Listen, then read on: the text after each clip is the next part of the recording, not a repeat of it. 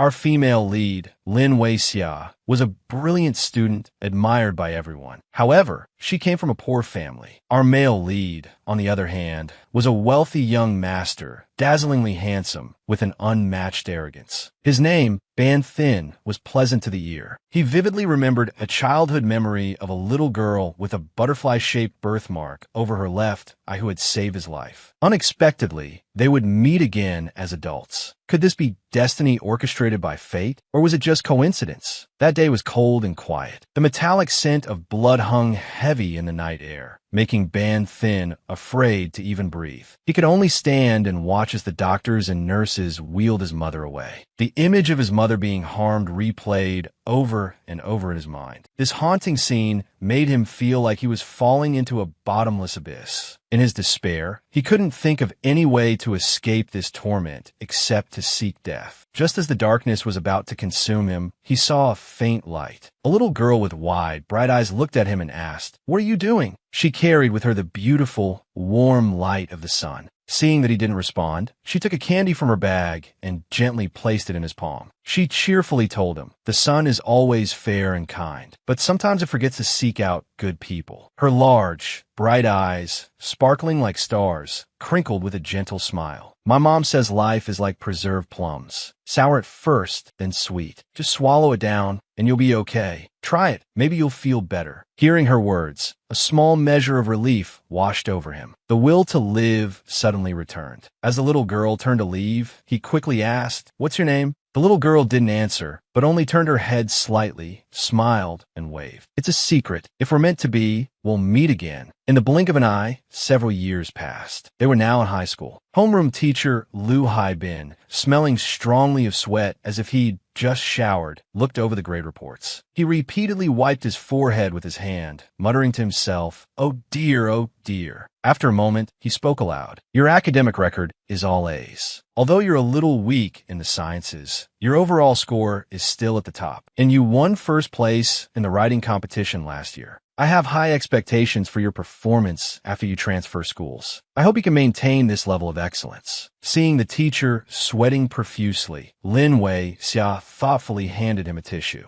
Unfazed by the praise, she calmly replied, "Thank you, teacher. I'll do my best." The teacher smiled and took the tissue, quickly dabbing the sweat from his forehead. "I remember Shenzhen High School invited you before, but you declined at the time. I'm quite surprised you've decided to come now." Lin Wei-xia, her gaze lowered slightly, replied, "Yes, I now have a reason to come here." The teacher quickly led Lin Wei-xia into the classroom. Inside, the students were boisterous and playful. A few boys in the back were chasing each other with brooms. The teacher stepped into the classroom and rapped his ruler on the desk a few times. "Class, settle down. Today we have a new student transferring to our class. She's also our new literature representative. Let's all welcome her." Lin Wei-xia stood at the podium, smiling as she introduced herself. "Hello everyone, I'm Lin Wei-xia. I look forward to getting to know you all." Amidst the hushed atmosphere, a ripple of whispers broke out, soft yet audible. "She's actually kind of cute," someone murmured. "Yeah, not bad looking," another agreed. "Already representing the literature department? Her grades must be pretty good." A harsher voice chimed in. "Look at those shabby clothes. She's probably a scholarship kid, haha." Lin Wei-xia seemed unfazed by the chatter. Turning to the teacher with a gentle voice, she asked, "Teacher, where should I sit?" The teacher replied, "Just take any empty seat for now. We'll arrange the seating properly later." From the rows below, a boy named Nin Tru quickly raised his hand. "Sit here. There's a space next to me." Lin Wei-xia made her way down the aisle and chose the seat beside him. As she passed a group of girls, she overheard their hushed whispers. "Good thing she didn't sit next to Ban Thin." Another voice added, "It's not surprising. I've never seen a girl sit next to him. It's a shame he's not here today." Lin Wei-xia glanced at the desk beside her. A notebook lay open, the name Ban Thin written on the cover. She realized this must be the boy they were talking about. As soon as she sat down, Nin Tru greeted her enthusiastically. "Hi, I'm Nin Tru." She calmly replied, "I'm Lin Wei-xia." Curious, she asked, "Were you also invited to Shenzhen High School like me?" Nin Tru let out a sardonic chuckle. "Don't you know? To maintain its reputation, Shenzhen High School invites a lot of underprivileged students every year. Here, we're called F-class students. Like me, for example. Then there's the A-class. You'll soon understand the vast difference between the two." Lin Weixian nodded thoughtfully. I see. The bell rang, signaling the end of class. Teacher Lu Haibin stood at the podium. Class dismissed. Remember, the literature assignment from last week is due in 2 days. The class representative should collect everyone's work and bring it to my office. Lin Weixiao walked to the restroom alone. As she reached for the door, she heard a chorus of complaints from inside. So annoying. Ban Thin isn't here again. What a waste of makeup. Another voice, Lu Tu Jia's, added with a sarcastic laugh as she reapplied her lipstick. I even skipped class to get ready. He's only interested in basketball and astronomy. Another girl chimed in. He wouldn't even notice you. Lu Tu Jia offered a suggestive solution. Why don't you intercept him at the astronomy tower? He's the only one with access. Anyway, just, strip when you get there. Hee hee. The targeted girl playfully protested, shoving her friend. Are you trying to get me killed? Their laughter echoed through the restroom. Was I wrong, though? Lin Weixiao waited until their conversation died down before opening the door. Lu Tu Jia, surprised to see her, waved. I thought you were joking about coming to Shenzhen High. Lin Weixiao paused at the doorway, smiling at Lu Tu Jia. They walked together to a spacious hallway, where Lu Tu Jia paused to take a deep breath of fresh air. I can't believe I'm seeing you here. Your written exam score was amazing. Only 2 points behind the top student. Lin Weixiao, sipping her yogurt, asked curiously, Who is this top student? Are they that good? At the mention of the top student, Lu Tu Jia's voice softened, a faint blush creeping onto her cheeks. It's Ban Thin. Lin Weixiao's mind immediately connected the name to the astronomy tower. Lu Tu Jia giggled. That's right. I overheard some girls talking about it in the restroom. The astronomy tower at school belongs to him. His family donated 2 whole lab buildings to the school. Lu Tu Jia's voice drifted into a dreamy sigh. Who wouldn't be head over heels for someone like him? Noticing Lin Weixiao pulling out her phone, she asked casually, What are you doing? Lin Weixiao replied evenly, just sending a message to the astronomy tower. A reminder to hand in that literature homework. Lu Tu Jia excitedly snatched the phone. I'll volunteer for this mission. A few minutes later, she returned the phone with a playful wink. All set. 5 o'clock on Saturday. Go pick up the homework. I'll go in your place tomorrow. No problem. Lin Weixian nodded in agreement. Lu Tu Jia, bubbling with excitement, linked arms with her. Weixiao, help me decide what to wear tomorrow. Lin Weixiao chuckled. Sure, let me think about it. Saturday at 5 p.m. arrive quickly. Lin Weixiao was working her part-time job at the Netting High Internet Cafe near Shenzhen High School. Flipping through her notebook, she sighed. Shenzhen doesn't allow high school students to work off campus. So today's my last shift. Suddenly, a loud commotion erupted nearby. She immediately turned to see what was happening. 2 young men were locked in a heated brawl. Lin Weixiao reacted swiftly. Grabbing her phone, she called security. Hello, this is Lin Weixiao, receptionist at Netting High Internet Cafe. There's a fight breaking out here. Please come quickly. Just as she finished speaking, someone tossed an ID card onto the counter. Confused, she stared at it blankly. Looking up, she saw a young man in a white hoodie pulled low over his head, helping a skinny, shaken boy out of the cafe. He spoke arrogantly. Make a list of any damages. I'll pay for it. Lin Weixiao picked up the ID card. The photo on the ID showed a young man with slightly messy hair, a strong jawline, thin lips, and a high nose. She couldn't help but admire the picture. It was rare for someone to look so good in an ID photo. Her eyes landed on the name, Ban Thin. It clicked. This was the student who hadn't turned in his homework. After a moment's thought, Lin Weixiao decided to brave the rain and see what was happening outside. Running into a narrow alley, she saw the frail boy from earlier kneeling on the ground, his face pale, clutching Ban Thin's leg and pleading, Don't hit me. I'm begging you. Ban Thin coldly spat out, too late for begging. He gestured to his companions. Hit him. Lin Weixiao ran forward and hesitantly called out. Ban Thin, his hooded head, partially obscuring his face, revealed only a sharp chin. Hearing his name, he turned. He saw a girl standing in the rain, a butterfly-shaped birthmark beneath her right eye. Her clear, unwavering gaze met his. He froze. He remembered a little girl with the same birthmark who had once brought light into his life. He was certain this was her. It took him a few stunned seconds to react. They had reunited after years of separation. He had remembered her all this time, but she didn't recognize him. A heavy silence fell. Lin Weixiao spoke softly. You're going to beat him to death. Ban Thin let out a cold snort. He bent down and picked up a stick hidden in the corner. The frail boy, seeing Ban Thin advance, immediately recoiled. Ban Thin rested the stick on his shoulder and said coldly, "Someone's offering to help you out. Should I give you some face, then?" The frail boy, taking him seriously, repeatedly thanked him, stammering, thank you,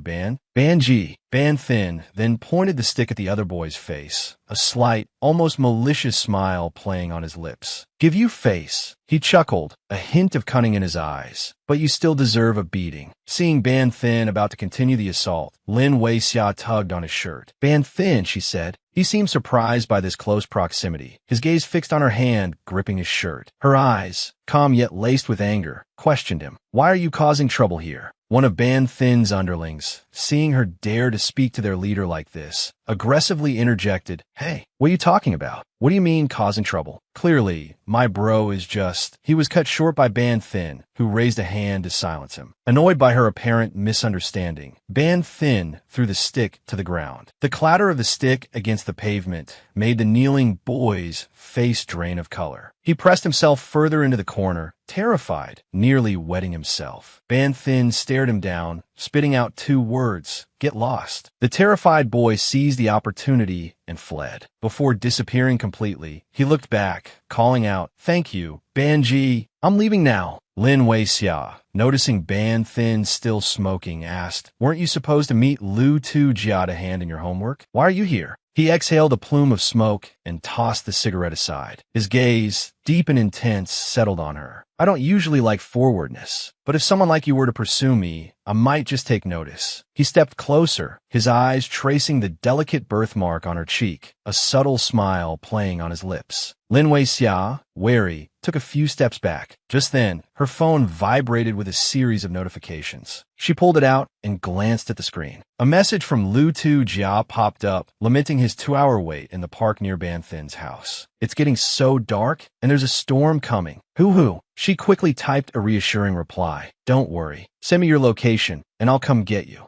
Without another word, she shielded her face from the rain with her hand and turned to leave. Ban Thin watched her go, taking a moment to process the encounter. His underling approached him, prompting, "Banji, the storm's coming. Shouldn't we?" Ban Thin finally tore his gaze away and clapped a hand on the back of his underling's head. "All right, let's go," he said curtly. His eyes still lingered in her direction. He sighed, a small smile forming as he thought, "She really doesn't recognize me." 30 minutes later, Lin Weixia arrived to find Lu Tu Jia sobbing uncontrollably, his arms chilled to the bone. She immediately took off her jacket and draped it over his shoulders. Guilt laced her voice as she apologized. "I'm so sorry I'm late. There was a bit of traffic." Lu Tu Jia immediately threw himself into her arms, crying, "Hoo-hoo, Weixia, thank you." Lin Weixia froze for a moment, then relaxed, gently stroking Lu Tu Jia's hair to comfort him. "Next time, if someone doesn't show up, just go home, okay?" Lu Tu Jia's face flushed, embarrassed by being seen in such a vulnerable state after being stood up. "Weixia, I feel so stupid." Knowing his embarrassment, Lin Weixia quickly changed the subject. The rain stopped. "Let's go."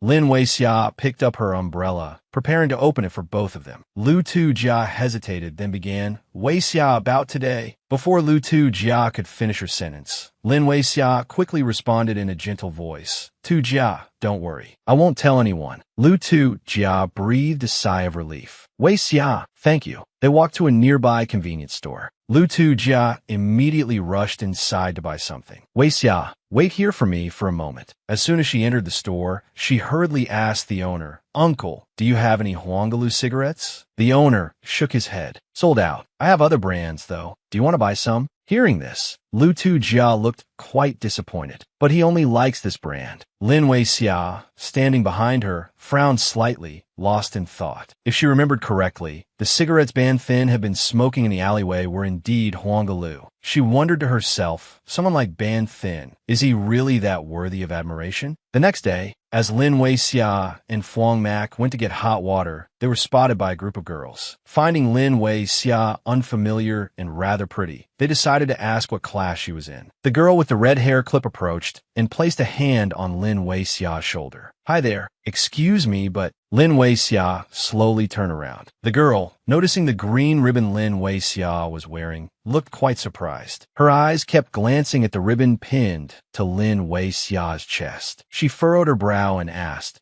are you a Class C student? Lin Weixia looked at the girl with confusion, but quickly understood the question. So, she nodded and replied, I suppose so. Hearing this, the girl's expression soured. She scoffed and took out a tissue to wipe the hand she had just touched Lin Weixia with. Then, without any hesitation, she tossed the tissue into the trash can next to Lin Weixia. She walked over to her friends and said in a disgusted tone, "That's a Class E student. I didn't notice at first." The two girls behind her glanced back at Lin Weixia, whispering their assessments with a mixture of amusement and open disdain. So pretty, but a Class E student. What a waste. Look closely, you can practically see the poverty radiating off her. Ha! Fuang Mak also disliked the Class A students. She softly reassured Lin Weixia, "Just ignore them. They're always like that." As they walked, she introduced herself. "I'm the one who sits next to you, by the way." "Oh, right, my name is—" Before she could finish, Lin Weixia uttered two words, Fuang Mak. Seeing that she knew her name, Fuang Mak beamed. "You know my name? I'm so happy." Lin Weixia asked seriously, "Why did they just call me a Class E student?" Fuang Mak explained the class system. She then added, "By the way, I'm going to ask him about standing me up last weekend." Lin Weixia, ever kind, nodded and watched her walk straight towards Ban Thin. Lu Tujia boldly offered Ban Thin a drink. Lin Weixia couldn't hear what she was saying, but she watched, lost in thought. Sitting directly opposite them, she glanced at Ban Thin, who was frowning at his phone, completely ignoring Lu Tujia.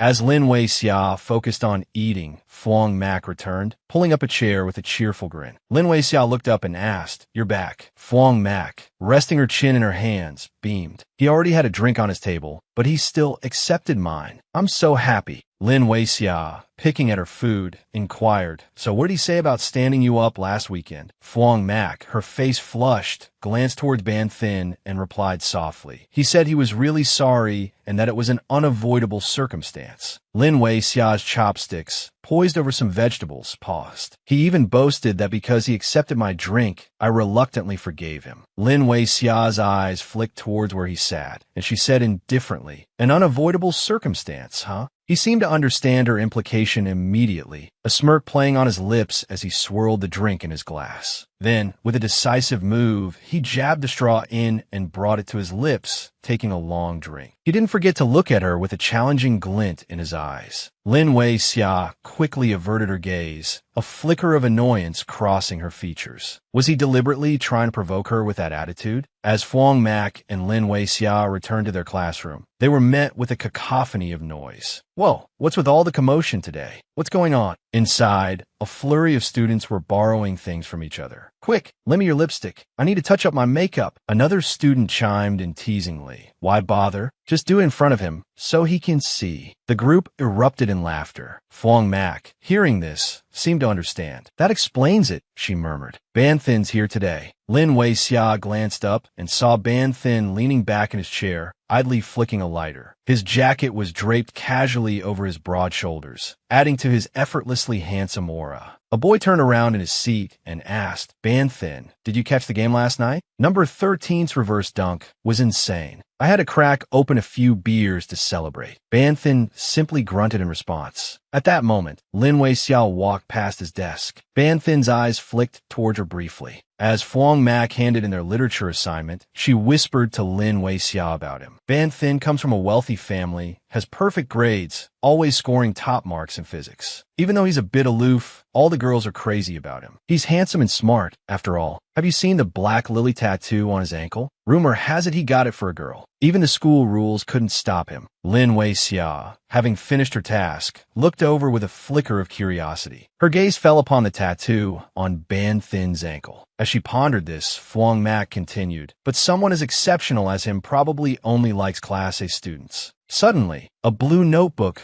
landed with a thud on Lin Weixia's desk. She looked up to find Ban Thin standing before her. "Your homework," he said curtly. "Take it." With his hands shoved in his pockets, he looked her directly in the eye. "Next time, send someone else." He was clearly referring to Lu Tujia, who had come all the way to the door to collect the assignment. Ban Thin's presence commanded attention. From the moment he appeared, the atmosphere had become charged and whispers rippled through the classroom. "What's going on? Ban Thin actually talked to a girl? And a Class C student, no less." After Ban Thin left, Phuong Mak, her heart pounding, turned to Lin Wei-xia, eager for details. Whoa, Ban Thin actually talked to you, and you completely ignored him. What did he mean by send someone else? Lin Wei-xia, gathering the blue notebook, responded indifferently. It's nothing. Her hand paused, and she thought to herself, his tone is exactly the same as that night when he threatened me. He really is arrogant. Suddenly, an announcement blared through the loudspeakers. All students are required to assemble at the sports field for the new semester opening ceremony. The student council will also be conducting a surprise uniform inspection. The students scrambled out of the classroom, the hallways instantly transforming into a chaotic marketplace. Phuong Mak turned back to Lin Wei-xia, her eyes wide. Hey, where's your name tag? Lin Wei-xia looked down at her chest, startled to find it missing. Where did it go? She muttered. She waved Phuong Mak off. You go ahead to the field. I'll go back to the classroom and look for it. Lin Wei-xia ran along the hallway, head down, searching but finding nothing. Anxiety beaded on her forehead. It was strange. Where could it have fallen? She was at the corner of the third-floor hallway, searching diligently, when she suddenly noticed a pair of shoes right in front of her. Following the line of sight upwards, she saw Ban Thin, also in uniform like her,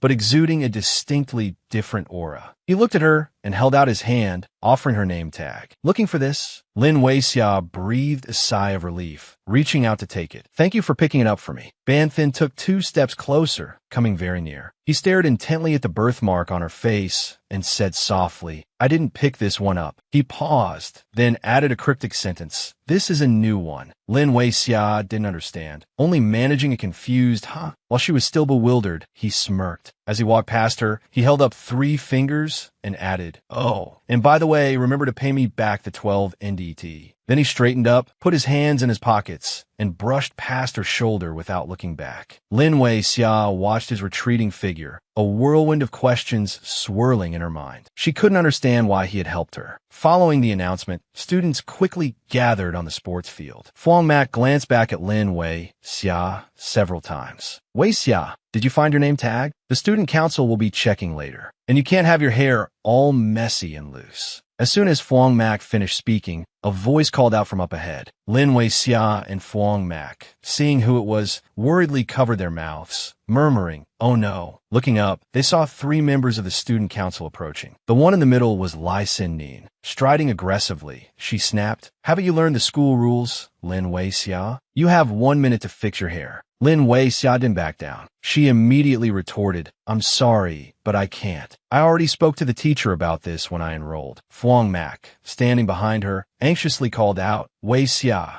But Lin Wei-xia simply held up a hand, signaling that everything was under control. Lai Sin-nin, surprised by Lin Wei-xia's defiance, crossed her arms and said haughtily, oh my, I didn't expect a Class E student to be so impudent. Even a student council can't control you. She stepped closer, taunting Lin Wei-xia. Or are you saying you're so poor you need me to buy you a hair tie? The onlookers burst into laughter. Someone chimed in, poor and shameless too. Countless eyes turned towards Lin Wei-xia, whispering, so this is the outstanding representative of Class E? Lin Wei-xia ignored the unkind remarks. Looking directly at Lai Sin-nin, she reiterated, I told you, I already informed the teacher. If you don't believe me, you can ask. Lai Sin-nin, seeing her unwavering resistance, scowled. Unable to contain her anger, she yelled at Lin Wei-xia. Once you enter this school, you must follow the rules. Today, you'll tie your hair up. She raised her hand, intending to grab Lin Wei-xia's hair. Just then, another hand stopped her. Lai Sin-nin, annoyed that someone dared to interfere, shoved the hand away. Who dares to meddle in my business? Realizing the newcomer was Lu Tu-jia, she was stunned. Why is she helping this poor monkey? Lu Tu-jia looked at Lai Sin-nin, her voice soft yet laced with a quiet threat. Enough, Sin-nin. Stop using your authority to make things difficult for others. Lai Sin-nin, bristling with indignation, immediately challenged her. What's your relationship with her? Why are you sticking up for her? Lu Tu-jia's mind flashed back to that stormy day. Lin Wei-xia, without hesitation, had run out into the downpour to find her. She remembered the overwhelming sense of care in Lin Wei-xia's actions. Stepping protectively in front of Lin Wei-xia, Lu Tu-jia's expression hardened. She's my friend.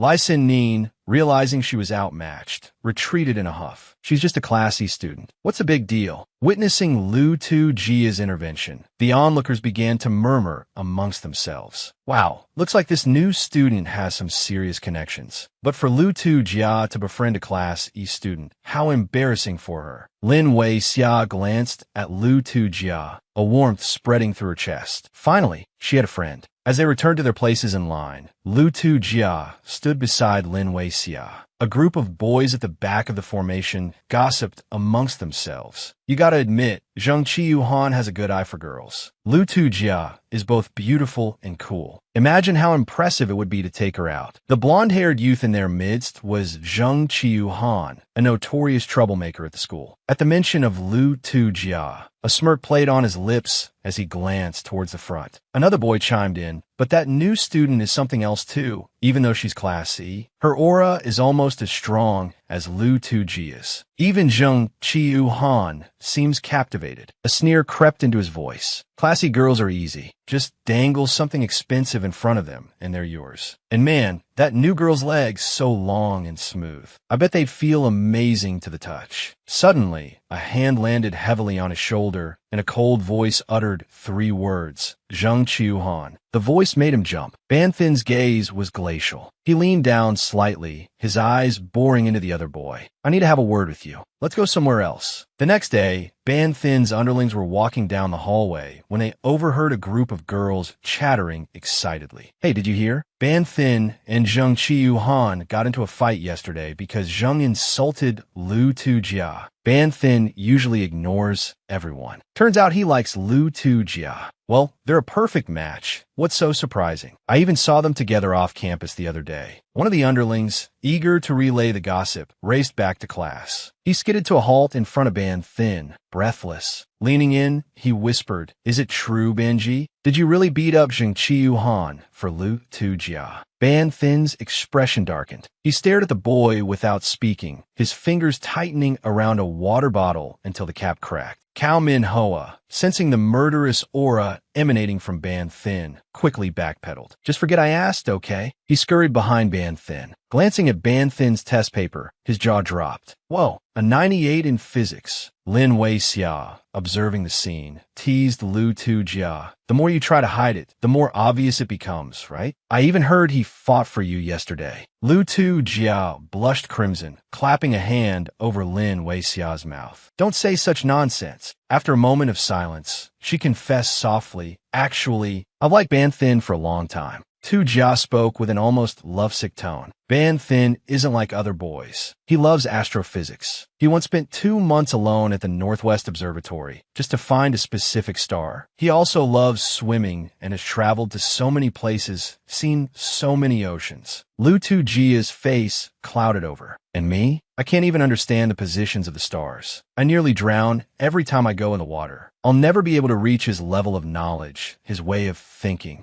Lin Wei-xia took Lu Tu-jia's hand, offering comfort. "Tu-jia, I'm not good at comforting people, so don't force yourself." A flicker of warmth touched Lu Tu-jia. She squeezed Lin Wei-xia's hand tightly. Lu Tu-jia's eyes, filled with longing and a desperate hope, turned to Lin Wei-xia. "Xia, could you help me pursue him?" The question stunned Lin Wei-xia, leaving her momentarily speechless. 2 days later, Lin Wei-xia and Fuang Mak were on their way to the water fountain. Fuang Mak chattered nervously. "It's true. That day was really dangerous. It's a good thing you found your name tag, and that Lu Tu-jia managed to stop those arrogant student council members." Fuang Mak sighed dramatically. "Otherwise, I'm afraid E-class students like us would have been in a lot of trouble." Lin Wei-xia quickly corrected her. "It wasn't me who found the name tag. It was Banthin." Fuang Mak's face lit up, remembering something Lin Wei-xia had mentioned earlier. "Oh, right. Banthin. He sold it to you. He's so clever, after all. He even convinced the principal to let him take over designing the student uniform name tags." They were about to leave when 2 girls, friends of Lai Sin-nin, approached them. "Lin Wei-xia, Lai Sin-nin's birthday is this weekend. She's having a party. You can come too." Lin Wei-xia's voice was gentle but firm as she declined. "I'm so sorry, but I'm busy this weekend." The girl looked displeased. I don't care. I've told you anyway. With that, the two girls turned and walked away. Fuang Mac's face was etched with worry. Wei Xia, they never used to invite E-class students. You should go. Besides, it's not good to keep antagonizing Lai Xin-nin. She has the whole student council backing her up, after all. Lin Weixia offered a reassuring smile. My family runs a fruit stand, so I have to help out at the shop every weekend. Suddenly, something clicked. She frowned, seeking confirmation. Wait, Fuang Mac, did you just say the student uniforms were designed by Ban Thin? Does that mean the whole ribbon system for ranking students was his idea too? Didn't anyone object to that? Fuang Mac scratched her head, unsure. I don't really know the truth of it. I heard some F-class students protested, but the A-class students shut them down. They said it's a Shun Quan tradition. Their conversation was cut short by the shrill ringing of the school bell, signaling the start of class. 3 sharp rung rings sent the students scurrying back to their classrooms. Lu Tu Jia glanced back at Lin Weixia, gesturing towards her phone, silently urging her to check it. Lin Weixia discreetly pulled out her phone and ducked under the desk to see what Tu Jia had sent. 3 messages from Lu Tu Jia popped up in quick succession. Weixia,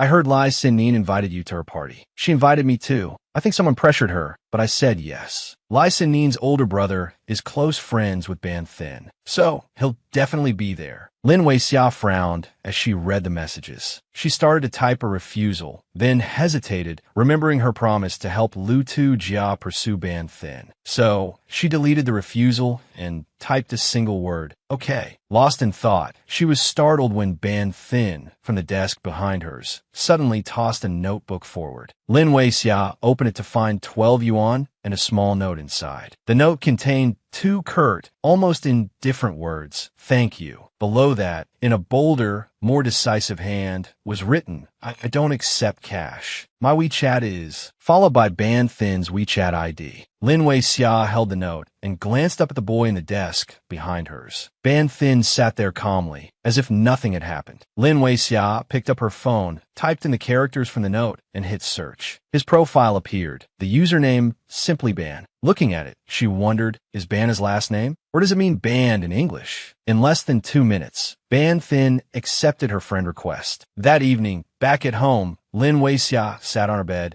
and checked her phone to see if he had accepted the 12 yuan she'd sent him in class. The transfer still showed as pending. She stared at the screen, lost in thought. I definitely sent it to him. Why hasn't he opened it? Ban Thin had sent her his location and told her not to get lost. A wave of anxiety washed over her. She threw her phone down and burrowed under the covers. A moment later, she poked her head out, wondering, how did Ban Thin know I was going out? And he still hasn't accepted the money. Lin Weixia sighed. Well, if he doesn't accept it, I'm not going to worry about it anymore. The next day, as dusk settled, Lin Weixia arrived at the bus stop, clutching a potted cactus. She pulled out her phone and texted Lu Tu Jia. Hey Tu Jia, I'm at the foot of the mountain. I'm completely lost. Could you come get me? Lin Weixia sat on the bench, cactus in her lap, and waited. About half an hour later, Tu Jia called. Hello, Xia Xia. Are you here yet? Weixia quickly replied. Tu Jia, I'm at the foot of the mountain. I sent you a text. Could you? Before she could finish, someone near Tu Jia interrupted. Tu Jia, you're still here on the phone at this hour? Come on, let's go. Tu Jia quickly said into the phone. Xia Xia, I'm a bit busy right now. I have to go. Lin Weixia's face was etched with confusion. Maybe I should just go home. Better than wandering around and getting even more lost. Suddenly, a car pulled up in front of her. Curious, she looked to see who it was. The window slowly rolled down. Ban Thin looked at her and asked simply, getting in or not? Lin Weixia climbed into Ban Thin's car. The awkward silence that followed made her stare out the window. The driver spoke up, Young master, this mountain road is winding. Make sure you're holding on.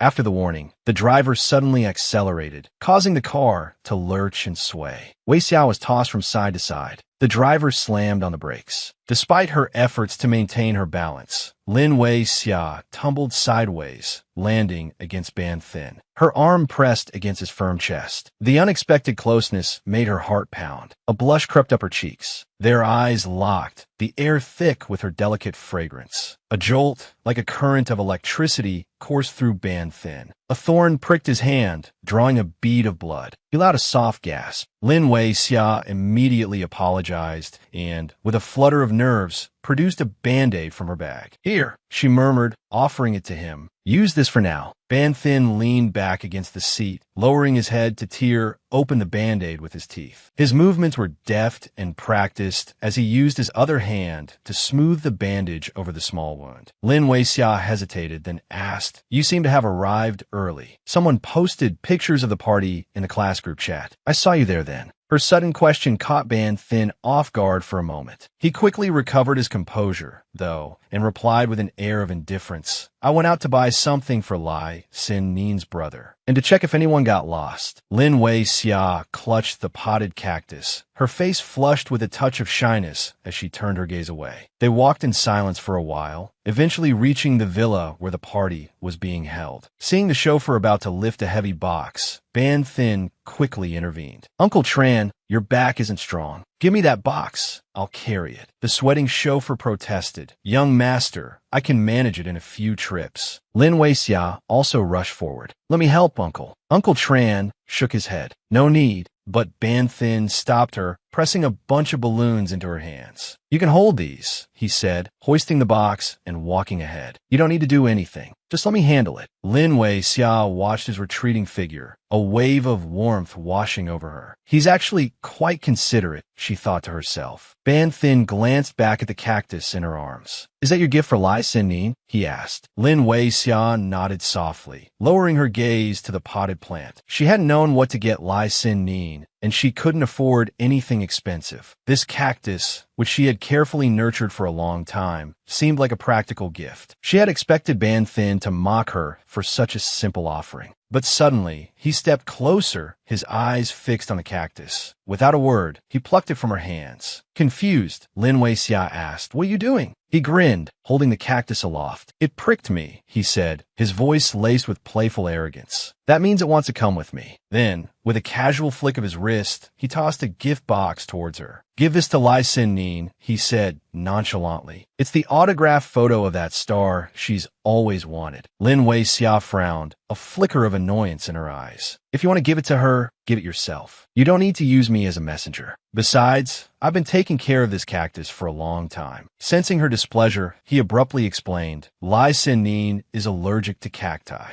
Understanding dawned on Lin Weixia, and she simply replied, "Oh." A touch of emotion welled up within her as she watched his back. She had thought he would look down on her gift. It turned out she had misjudged him. Seeing her standing motionless, he paused and glanced back. "Come on," he said. She startled, then hurried after him. "Coming." As they entered the party together, the room fell silent. All eyes were on them. Whispers rippled through the crowd. "She's already with Ban Thin after just a few days?" This E-class student is clearly trying to climb the social ladder. She's not even trying to hide her scheming. Lu Tujia rushed over and took Lin Weixia's hand. "Weixia, I'm so sorry," she said. "I just saw your message. I should have picked you up before coming here." Tujia turned to Ban Thin and said, "Thank you for bringing her here." Ban Thin smiled without replying. He walked over and handed the container to a waiter. Seeing his aloof demeanor, Tujia felt a little awkward. Lin Weixia, worried that Tujia felt bad, quickly said, "I'm fine." Spotting Lai Sin Nin standing nearby, she offered her a gift. "Happy birthday." Lai Sin Nin accepted the present without much enthusiasm, quickly tearing it open to see what it was. Inwardly, she fumed. If it weren't for Lu Tujia, who would bother inviting her? A forced gift from a high school student is probably something cheap, but upon seeing the gift, Lai Sin Nin was utterly surprised, her expression flickering. "Oh, how did you know I liked him? It's a limited edition, signed photo of my idol. How did you get this?"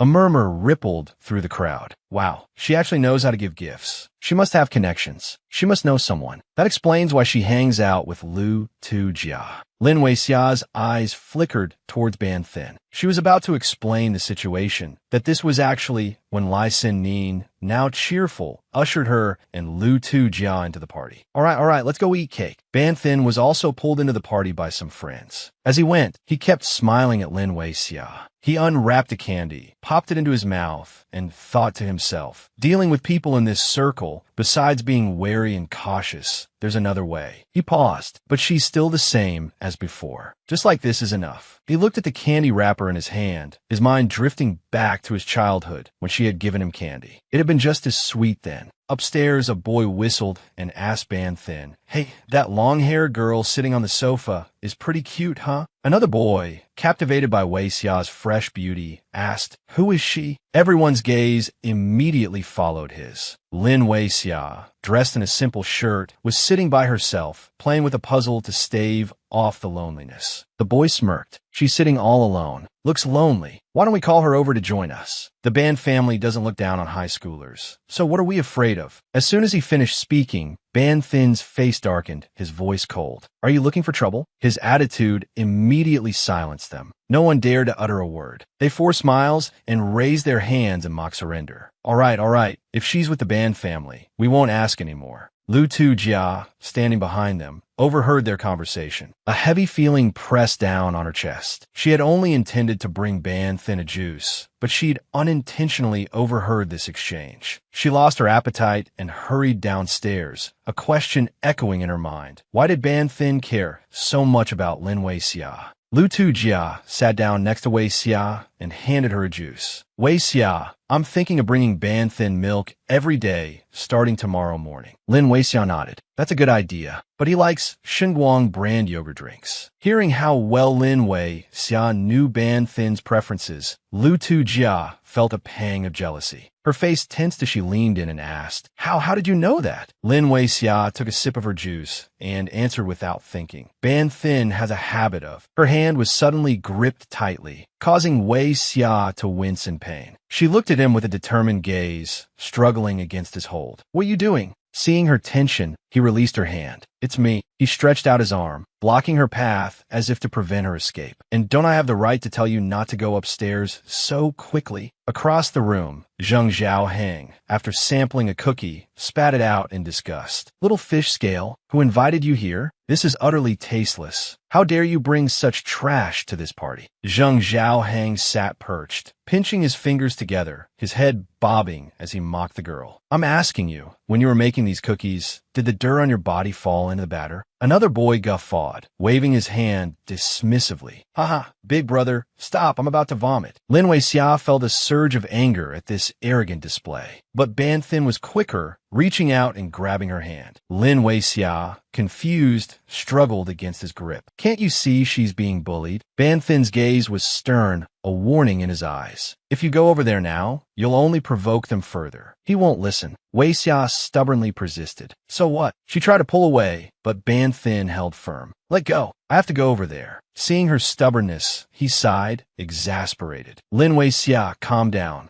At a loss, he peeled the bandage from his finger, revealing the small wound, and presented it to her as if seeking compensation. "A cactus spine. I can't get it out." Lin Wei Xia, consumed with worry for the other girl, was irritated by his seemingly unreasonable demand. "Bon Tin." Ban Thin's eyes darkened, his expression resolute. He held his finger up again, emphasizing his point. "You have to help me get it out, and then I'll let you go." Lin Wei Xia silently stared at his finger. Technically, his injury was her fault, so she was responsible. Sighing, she relented, taking his hand and quickly extracting the spine so she could go to the girl's aid. "I hope you'll keep your word." His voice was raised, a blend of coldness and reason as he explained the situation. "In Shenzhen, the more you help her, the crueler they'll become. If you don't interfere, someone else will handle it." Lin Wei Xia looked down, lost in thought. She spoke softly, a hint of disbelief in her voice. "Is that so?" Then, she looked up at him, each word measured and laced with a quiet indignation. Turning a blind eye to someone being bullied is no different from being a bully yourself. As they argued, the click of high heels echoed from the hallway. Lin Wei Xia immediately glanced over. A sharp voice, Lai Sin Nin's, cut through the air. She stood protectively in front of the other girl, lecturing the two boys before shoving them away with both hands. Zheng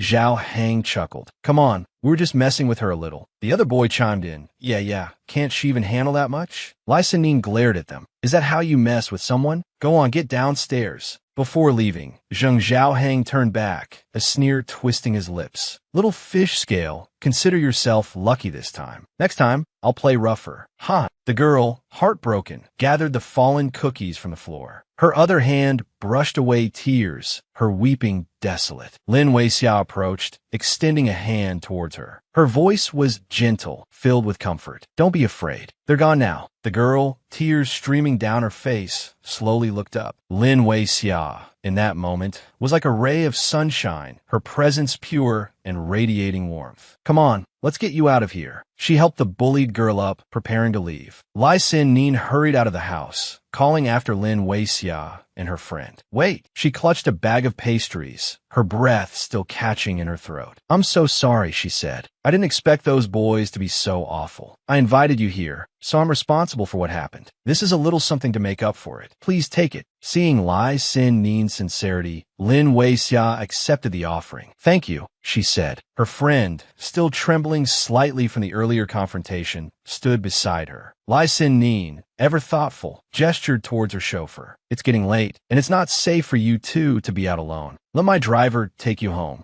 Lin Weixiao, knowing how difficult it would be to find a taxi at this hour, readily agreed. Thank you so much. We appreciate it. Following Lai Sin-nin's directions, the chauffeur drove them to a narrow alleyway where the car had to stop. I can only take you this far, he said. The alley's too narrow for the car. Lin Weixiao handed a small package to her friend, her voice full of concern. This has the first aid ointment Lai Sin-nin gave me. I saw that your hand and knee are scraped up. Make sure you put some on when you get home. The other girl, her face still clouded with sadness, murmured a quiet, okay, and took the package. Lin Weixiao wanted to walk her friend home, but the fragile girl declined. So, Lin Weixiao could only watch from the car as she went. Her friend, hampered by her injured leg, limped slowly down the narrow alley. Her retreating figure seemed incredibly vulnerable. Sitting in the car, Lin Weixiao puzzled over the girl's reticence. Why had she seemed to shy away from her? Was it because she was an A-level student? The words of Fong and Mo suddenly echoed in her mind. He had said that while there was a difference between A-level and F-level students, it was often just an excuse for some people to bully others. Her gaze hardened with a newfound resolve. If she was going to attend Shenzhen High, she wouldn't stand by and watch this kind of thing happen. That night, she dreamt of a past incident. A group of students surrounded her, taunting her relentlessly. What's she wearing? That's so weird. Her mouth looks strange. Is she disabled or something? Hey, deaf girl, are you ignoring us? Panicked and overwhelmed, she had crumpled to the ground, sobbing heartbrokenly, covering her ears and begging them to stop. In her dream, a boy stepped forward to defend her. He stood protectively in front of her, facing down the bullies. I won't let you bully her, he declared. But the bullies quickly overpowered him, knocking him to the ground. Another busybody, huh? You want a beating too? Though slightly disappointed, Tu Jia carefully folded the flyer for the violin club and tucked it away. A moment later, Ban Thin arrived with Chiu Minghua. Chiu Minghua, ever observant, noticed something on Ban Thin's desk. Hey, Ban Thin, he said, why is there a carton of milk on your desk? Recognizing the brand, Chiu Minghua teased him further. Wow, it's even Divine Light Milk, your favorite. Who's this secret admirer who knows you so well? Hee hee, some lucky girl, I bet. I wish someone would give me milk. Ban Thin glanced down at Lin Weixiao, who, though seemingly absorbed in her work, had heard every word. His gaze held a hint of sadness as he looked at her. Ever since that party, he seemed to be avoiding her. Chiu Minghua, seeing his friend rambling, calmly pushed a carton of milk towards him. If you like it so much, you can have it. Chiu Minghua immediately refused. No, Ban Thin, have mercy. I'm afraid the milk from the girl you admire will be the death of me. Only when Ban Thin returned to his seat did Lin Weixiao dare to look up at them. She thought to herself, he must be angry after what I said to him last time. But maybe he's just busy. He's probably forgotten all about it by now. She felt awkward and sighed repeatedly. But we're bound to see each other at the basketball club. What am I going to do? The next day, the two of them went to the basketball club. But Lucy Jia couldn't see Ban Thin anywhere. You're pretty close to Ban Thin, Ning Xiao, Lucy Jia asked. Do you know why he isn't at the club today? Ning Xiao, holding a basketball and aiming for the hoop, replied casually, probably because of Wei Xia again. Lin Weixiao didn't respond because she didn't know what to say. Seeing her silence, Ning Xiao assumed she was agreeing. A delighted smile spread across his face. Great, I'll come the day after tomorrow then. Lin Weixiao panicked. Tension etched on her face. He misunderstood. Looking at him, she started to explain. No, it's not me, it's C. Before she could finish, several others burst into the classroom, complaining loudly. What's with this heat? Didn't the forecast say it was going to rain today? A boy behind them chuckled, cutting her off. Weather forecasts aren't always accurate. Another boy greeted Ban Thin. Ban Thin, you're here too? Lin Weixia, initially standing close to him, quickly moved away, trying to maintain a distance, afraid of being noticed. Mortified, Lin Weixia turned and hurried away, clutching her stack of workbooks. She thought to herself, it doesn't matter how awkward it was. At least I managed to set up a date for Sijia. The day of the date finally arrived. While waiting for the bus, Lin Weixia felt a nervous flutter in her stomach. Ban Thin had agreed. Surely he wouldn't break his promise this time. Smoothing her hair, Lin Weixia stared into the distance, lost in thought. But why do I have this inexplicable sense of unease? Like something bad is about to happen. Preoccupied, she looked up to realize the bus was pulling away. Across the street, she saw Ban Thin with Lu Sijia. Despite Lu Sijia's apparent enthusiasm, Ban Thin's face remained impassive. Seeing them together, already so close and comfortable with each other, Lin Weixia stared in surprise, her eyes widening. A strange feeling of discomfort began to creep into her heart. Across the street, Lu Sijia noticed her and waved cheerfully. Panic flared in Lin Weixia's chest, and she quickly turned and walked away. Why do I feel like I've done something wrong, and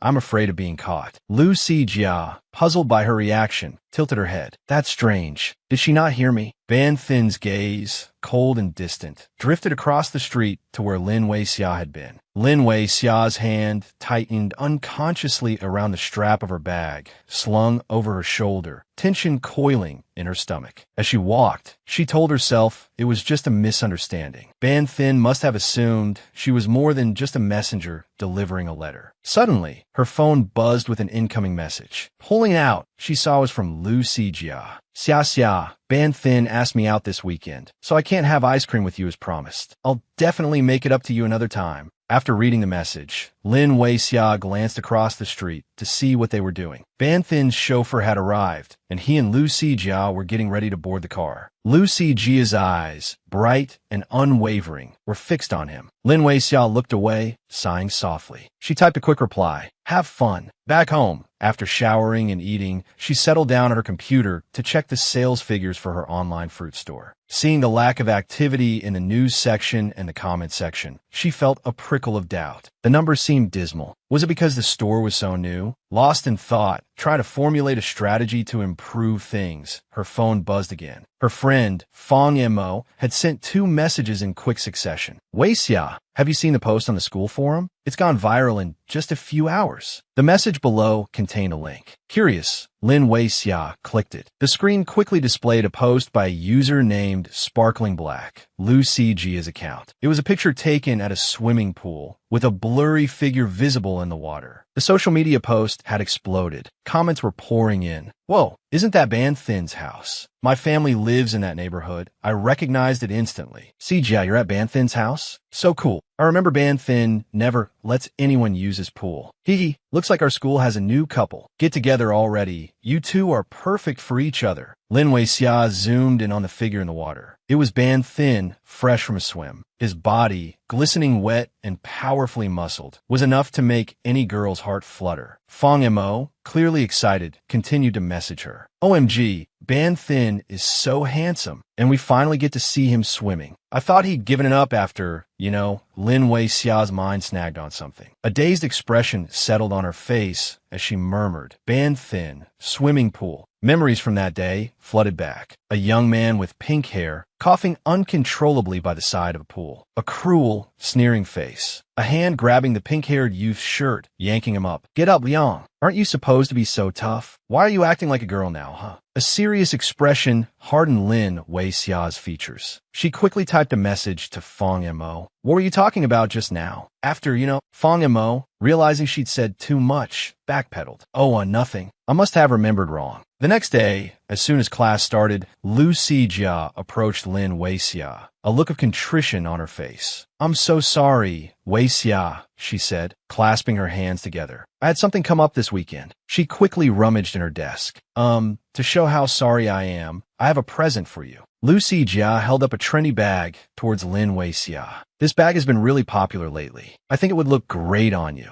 Lin Weixia waved her hands dismissively. No, it's too expensive. I can't accept it. Seeing her refusal, Lucy Jia put on a pitiful expression, her eyes shimmering as she whispered, but I specifically bought the best friend version. We can each have one. Won't you carry it with me? I'll look so lonely if I'm the only one with it. Lin Weixia sighed in resignation and accepted the gift. All right, fine. Thank you for the gift. I'll try my best to use it. After putting away the bag, she returned to her homework. Lucy Jia sat beside her, watching. After a while, Lucy Jia couldn't contain herself any longer and leaned in to whisper, "Actually, I went to Ban Thin's house last weekend. We're getting even closer." Lin Weixia smiled and playfully snapped her fingers. That's great progress. Looks like Cupid's arrow has struck you too. Lucy Jia blushed slightly and stood up, playfully scolding. Oh, stop it, Lin Weixia. You're making fun of me. Lucy Jia made a mock-angry face, raising her hands before launching into a tickle attack on Lin Weixia, making her laugh uncontrollably. Oh, see, Jia, stop it. I'm ticklish. Lucy Jia, of course, didn't stop. She continued tickling while saying, I want to. So what? I'm going to make you laugh. I'm going to make you laugh. Lin Weixia, tears streaming down her face from laughter, raised her hands in surrender. Okay, I give up. Distracted by the tickling, she backed up without realizing someone was standing behind her. She bumped right into Ban Thin. As she turned to apologize, her pen accidentally jabbed his shirt, leaving a large ink stain. Lin Weixia was startled. Why is it him? She thought. Embarrassed, she pulled her hand back and turned her head slightly, murmuring, I'm so sorry. Lucy Jia quickly stepped in front of Lin Weixia, smiling brightly as she greeted Ban Thin. Good morning, Ban Thin. Lin Weixia didn't mean to do it, so please don't be mad at her. Ban Thin's eyes flickered over Lin Weixia before settling on Lucy Jia. He spoke coldly. Come outside with me for a moment. When the bell rang for class, Ban Thin and Lucy Jia still hadn't returned. Seeing this, Fong Mo whispered to Lin Weixia. Lin Weixia. Lin Weixia turned to her with a puzzled look. What is it? Fong Mo immediately pointed towards the hallway, her voice filled with excitement. Look at the hallway. Lucy Jia and Ban Thin are still talking. They look like they're in a drama. It's so eye-catching. Lin Weixia followed Fong Mo's gaze. She suddenly realized that when Lucy Jia and Ban Thin stood close together, they looked incredibly well-suited, a captivatingly beautiful pair. The sight left her feeling dazed and strangely empty inside. She looked away and put on her headphones, thinking to herself, they really are a striking couple. When the bell rang to signal the end of class, Ban Thin and Lucy Jia finally returned to the classroom. Seeing them enter, some of the boys called out teasingly, Ooh, the lovebirds are back. You skipped a whole class together. How far did you get? Lucy Jia blushed crimson at their words. Go away. Stop talking nonsense.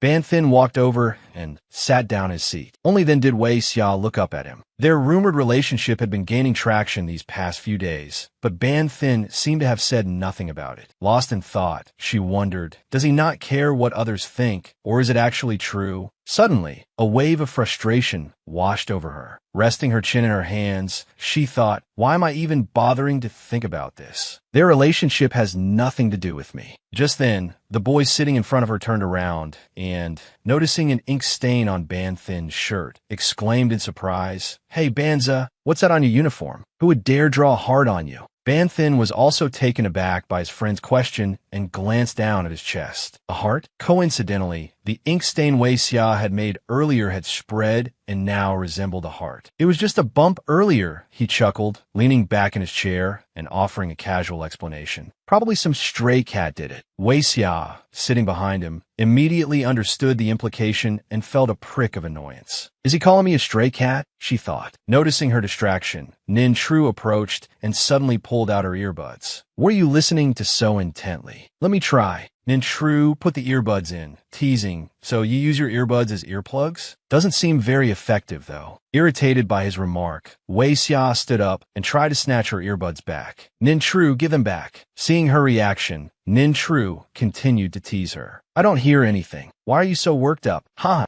Ignoring the commotion behind him, Ban Thin quietly opened his textbook. After a moment, seeing that the bickering showed no signs of stopping, he pressed his lips together, feeling irritated. So loud, he muttered under his breath. During PE class, Si Jia found the weather unbearably hot, fanning herself with her hand and complaining, "Having PE outdoors in this weather is ridiculous. It's so hot and tiring. I'll be roasted alive soon." Seeing her friend's distress, Wei Xia offered, "Why don't you wait here? I'll go get us some cold, salted lemonade." Si Jia's eyes lit up, touched by the gesture. "You're so thoughtful," she exclaimed. She quickly ran to the drink stall and held up 2 fingers. "2 salted lemonades, please," she told the vendor. "Just a moment," he replied. After buying the drinks, Wei Xia returned with a smile, holding the 2 cups. "Si Jia, I'm back." But the sight that greeted her was Si Jia chatting happily with Ban Thin. "Ban Thin, why do you like plum candy so much? Is it really that good?" Si Jia asked. Ban Thin simply shrugged and gave a non-committal yeah. He then noticed Wei Xia's arrival and glanced at her. Si Jia, still chattering away, continued, "Maybe I should buy some with you." After looking at Wei Xia, Ban Thin, his thoughts unclear, simply smiled faintly and replied, "Okay." Si Jia turned around and realized Wei Xia had returned. She mouthed an apology. "Sorry, Wei Xia. Ban Thin came to find me." Then, with hearts practically floating around her head, Si Jia trailed after Ban Thin. Wei Xia watched them walk away, a frown creasing her brow. "Is he doing this to get back at me?" she wondered. Thinking about the events of the past few days, Wei Xia immediately formed a theory. Ban Thin knew she and Si Jia often ate lunch together. That's why he always invited Si Jia first, leaving her alone at a table. At first, it might have been a coincidence, but the number of times it happened kept increasing. It was becoming clear he was doing this deliberately, aimed at her. Suddenly, Nin Tru appeared, waving a hand in front of Wei Xia's face. "Hey, deskmate, what are you spacing out about?" She snapped back to reality, shaking off her thoughts. "Oh, it's nothing." Noticing the familiar shirt Nin Tru was wearing, she asked curiously, "Why do you always wear pink every time I see you? Do you really like pink that much?" Nin Tru puffed out his chest, winked, and replied smugly, "You noticed, huh? Let me tell you, pink is my lucky color. Wearing it is incredibly effective." Without another word, Nin Tru snatched the drink from Wei Xia's hand. She cried out, "Hey, you did it again. How old are you? Acting like a child." Nin Tru, drinking and grinning, replied, "Si Jia already went with Ban Thin. You buying a drink for her is such a waste. Might as well give it to me." He was incredibly cheeky, finishing the drink with a loud burp and a satisfied, "Delicious." Seeing Wei Xia's simmering frustration, he added with a laugh, "Don't worry, I'll buy you one tomorrow." Hearing the laughter behind him, Ban Thin turned around with an irritated look. "Nin Tru, it's you again." He couldn't tell if it was jealousy or something else, but a wave of annoyance washed over him. "Lin Wei Xia, why can you talk to other people normally, even joke around with them, but you keep avoiding me?" A tightness gripped Ban Thin's chest. He lost his appetite and turned to leave. Si Jia reached out after him. "Ban Thin, what's wrong?" His reply was cold and clipped. "I'm not feeling well. I'm going ahead." Si Jia's face crumpled, tears welling in her eyes. "I left Wei Xia to buy candy with him, and he just walks off without a word. What am I to him?" In the following days, Si Jia didn't come to school. Wei Xia stared at her empty desk, puzzled. "It's been a week. I wonder why Si Jia isn't here today either." Seeing her staring at Si Jia's desk, Fang Mo leaned over and whispered, "Wei Xia, are you worried about Si Jia? I heard Ban Thin went on a date with her last weekend. Do you think he dumped her?" Wei Xia froze. "Dumped her?" Fang Mo's mind conjured a dramatic scenario, which she relayed with absolute certainty. "Yeah, I even heard that Ban Thin actually has someone else. The person he likes is an older student, a senior." Fang Mo sighed sympathetically. "Someone as proud as Si Jia. She's probably staying home because she's afraid of being laughed at." Worried, Wei Xia quickly grabbed her phone and texted Si Jia. "Si Jia, why aren't you at school today? Are you feeling unwell? Are you okay? If you see this, please reply. Si Jia, if you need someone to talk to, I'm here for you." She sent several messages in quick succession, but still couldn't reach Si Jia, making her even more anxious. Wei Xia immediately switched from texting to calling, but all she heard on the other end were a few rings before the line went dead, followed by the operator's automated voice. "The number you have dialed is currently busy." The phone was off, but at least this time, Si Jia hadn't turned it off completely. Surely she wouldn't do anything drastic, would she? Wei Xia's heart pounded in her chest. She thought to herself, herself, knowing CG's personality, that if Ban Thin had really toyed with her feelings, she would be devastated. After all, Wei Xia had even helped Si Jia deliver that letter to him. After a moment of contemplation, she made up her mind. This wouldn't do. She had to find Ban Thin and get to the bottom of this. Hearing that he was at the basketball club, Wei Xia hurried over to find him. An upperclassman, who clearly didn't hold Ban Thin in high regard, spoke with a condescending tone. So, Ban Thin, how about I teach you a few moves? His eyes were brimming with confidence. Ban Thin responded with a cold smile. 5 minutes. I only need 5 minutes. His friends, understanding the situation perfectly, excused themselves, leaving space for him and Wei Xia to talk. Before leaving, one of them winked, saying,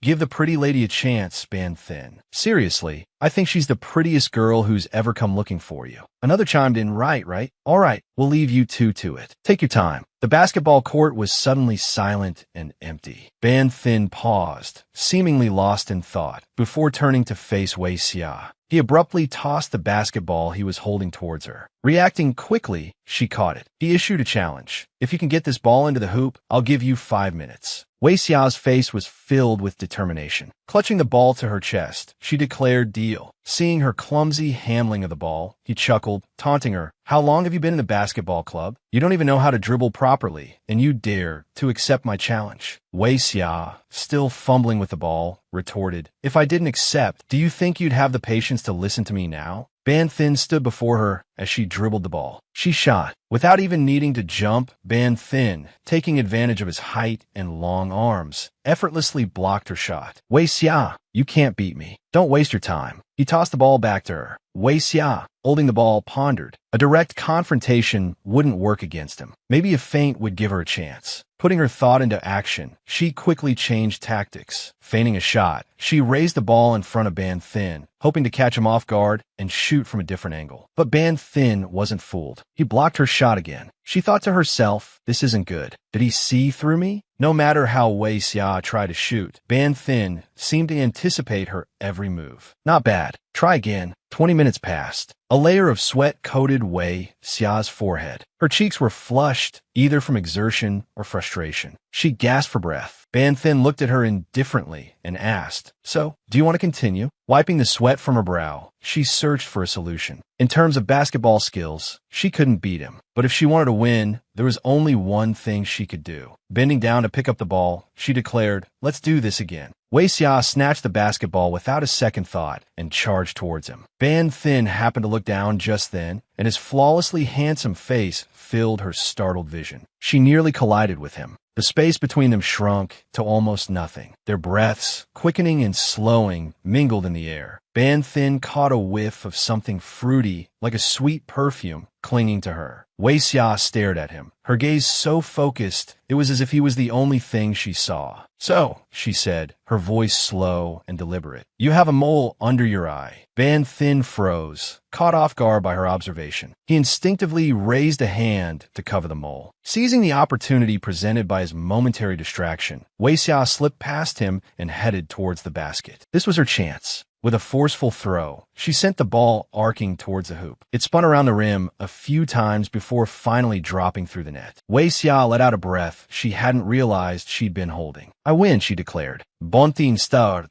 dumfondet." He hadn't expected to fall for her trick. His eyes remained fixed on her. She was just like she'd always been, fiercely competitive. Seeing this familiar side of her sparked a strange sense of warmth within him. A small smile played on his lips. "I was careless," he admitted softly. By the swimming pool, behind the stadium, slender fingers turned on the faucet. Ban Thin bent over, splashing the cool water on his face. Droplets scattered around him. Wei Xia stood beside him, finally finding her voice. "That day, when I delivered the letter, I wanted to explain," she began, but so many people came into the classroom. I didn't get a chance. Regret filled her features. "I'm sorry for the misunderstanding," she continued. Seeing his silence, she pressed on. "But as CG's friend, I don't want to see her hurt. That's why I'm here. Could you please go and explain to her about breaking your promise?" The sound of running water abruptly stopped. Ban Thin straightened up, his hair now damp. "And what do I get out of it?" he asked, his voice measured. Wei Xia quickly understood his implication. She paused, then simply said, "Figure it out yourself." With that, she turned and walked away, leaving Ban Thin to watch her go, his gaze intense. A cryptic smile touched his lips as if a thought had just occurred to him. That evening, as she was about to turn off the lights and go to bed, her phone buzzed with a new message. Finally, she'd heard from Sijia. Sorry, Weixia, for making you worry, the message read. The weather's been changing lately, and I've come down with a bad cold. That, combined with Ban Thin standing me up, put me in a bad mood, so I haven't been to school or answered your messages. Sijia went on to explain the picture she'd posted on social media. Oh, and also, I didn't actually go to his house that day. I just happened to walk by, snapped a picture of him swimming, and posted it. I did it partly to satisfy my vanity, but also to sort of stake my claim, with the rumors and everything. It's ridiculous because he doesn't even seem to care what I do.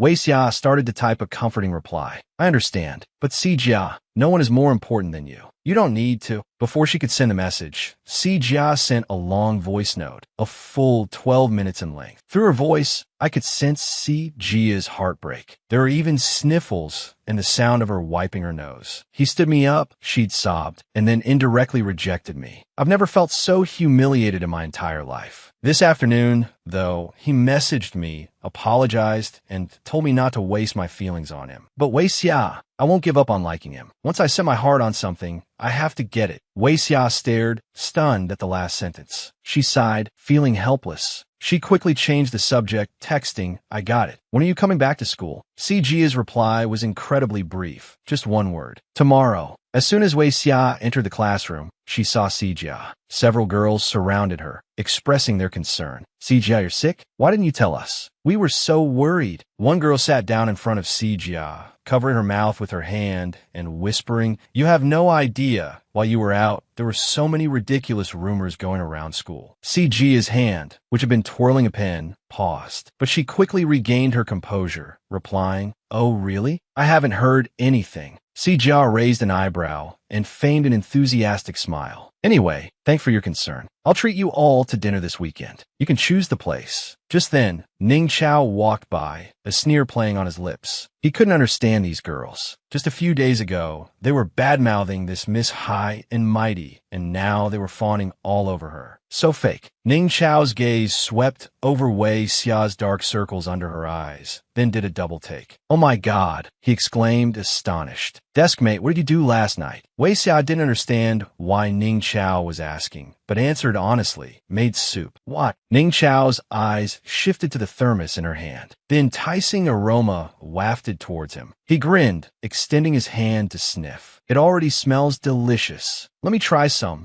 Weixia immediately refused. Don't even think about it. This is the soup I made for Sijia. She's still recovering. Ning Chao bolted. Miss High and Mighty is a picky eater. You're just wasting on her. Give it to me. I'll definitely finish it all, every last drop. Weixia completely ignored him, walking back to her desk. After morning self-study, Weixia handed the blue thermos to Sijia. Sijia's usual aloof demeanor completely melted away. This is really good, she said, surprised. I'll definitely finish it all. Sijia sipped the soup, praising Weixia. Xia, your cooking skills are amazing. My mom would be ashamed. This can't be the kind of treatment only sick people get, right? Seeing how much she enjoyed the soup, Weixia smiled brightly. I can make it for you anytime you want. Sijia happily hugged Weixia's arm. Having a friend like you is so great. Come on, let's go do our exercises. Weixia smiled and politely declined. You go ahead. I need to take advantage of this time to finish distributing the Chinese worksheets. Weixia clutched a stack of Chinese worksheets. The exercise music echoed through the hallway. 1, 2, 3, 4, lean to the left. 5, 6, 7, 8, shake that booty. Weixia reached out to open the classroom door. From inside, she heard several familiar voices. Don't you think that new transfer student in class A is really good at showing off? You know, Weixia. She even made soup for Sijia. Plus, she puts on such a pure and innocent act in front of the boys, all prim and proper all day long. Does she think she's some kind of goddess? Look, what era are we in that someone's still using a thermal lunchbox? It's seriously embarrassing. Another girl chimed in. I don't like her much either. Did you guys see the bag Sijia gave her? Sijia probably just felt sorry for her, constantly carrying that faded backpack and getting mocked for it. That's why she gave it to her out of pity. Weixia, overhearing everything, twisted her key hard in the locker, the metal clicking loudly. The three gossiping girls looked up, their faces falling as they realized Wei Xia had walked in on them. Caught red-handed, they scrambled to leave. Gotta go. Time for our between-class exercises. Wei Xia set her stack of books on the desk, her mood heavy. It's good that Si Jia is back at school, she thought, trying to reassure herself. It doesn't matter what other people say. She pulled out her phone and searched for Ban Thin's contact, thinking, I should probably make good on the promise I made to him soon. Finding his username, Nepal, she sent him a direct message. What do you want in return? Whether he was ignoring her or simply forgot, Ban Thin didn't reply. Wei Xia didn't dwell on it, though. Their first midterm exams were fast approaching. A week before the exams, the atmosphere in the classroom had palpably shifted. Facing the looming tests, the mood was tense. The teacher stood at the podium, his voice serious. Students, the rankings can change drastically after these midterms. You need to address any weaknesses you have immediately. His gaze intensified. Remember, exams are not the goal, but a means to an end. For most, each exam felt like a defining moment, especially this midterm, which, for those teetering on the edge academically, could be a fresh start or a slip into the dreaded F student category. The pressure was immense. The teacher pointed to the name consistently topping the class rankings. As always, Ban Thin holds the top spot. His physics scores, in particular, are outstanding. I'm tempted to post his problem-solving methods on the wall for all of you to learn from. Ning Chao, ever the joker, raised his hand. Don't do that, teacher. Ban Thin's still alive. We can't hang him on the wall yet. Ban Thin, sitting in the back, visibly bristled at his friend's joke. Without a word, he kicked the back of the chair in front of him. Ning Chao's chair jolted violently, and with a loud thud, he landed on the floor. Ow, that hurt. The class erupted in laughter. The physics teacher chuckled dryly and pointed at Ning Chao. Ning Chao, you're the loudest one laughing. I'm embarrassed for you. How did you manage to get every single multiple-choice question wrong on the physics test? The laughter intensified. Ning Chao feigned innocence, as if oblivious to his own shortcomings. The teacher then continued, his tone shifting to praise. Wei Xia's performance was also excellent, second in the class this time, with a perfect score in literature. Several gazes turned towards Wei Xia, and whispers rippled through the room. A perfect score in literature? No way. She must have cheated. It's only been one semester. Plus, she's a transfer student. Her previous scores were all zeros. An F student is always an F student. Ignoring the speculation, Wei Xia remained focused on her book, unfazed by the whispers and doubts swirling around her. Fama gave a thumbs up to Lin Wei Xia, impressed. Wei Xia, you're amazing. You really are the best language arts representative in our class. Wei Xia modestly thanked her friend. The teacher, his face a little grim, added, and Lu Sijia, your ranking dropped 6 places this time. You're about to fall out of the top 10. Please come see me in my office after class. Wei Xia, a little worried for a friend, glanced towards Sijia to gauge a reaction. But Si Jia remained remarkably unconcerned, as if the teacher hadn't been talking about her at all. In the teacher's office, the teacher looked at the exam results and questioned her. Si Jia, with this type of exam, with your abilities, how could you make these mistakes? Did you even bother to read the questions carefully? Look at Lin Wei Xia. She reads the language arts questions very thoroughly. The teacher sighed and continued, it's not just your language arts scores. Your math scores have also dropped. If you're struggling with geometry, you could ask Lin Wei Xia for help. She does quite well in those subjects. Si Jia felt a prickle of annoyance at the constant comparisons. Folding her arms, she retorted, grades go up and down. Isn't that normal? And we're talking about my grades. Why do you keep bringing up Lin Wei Xia?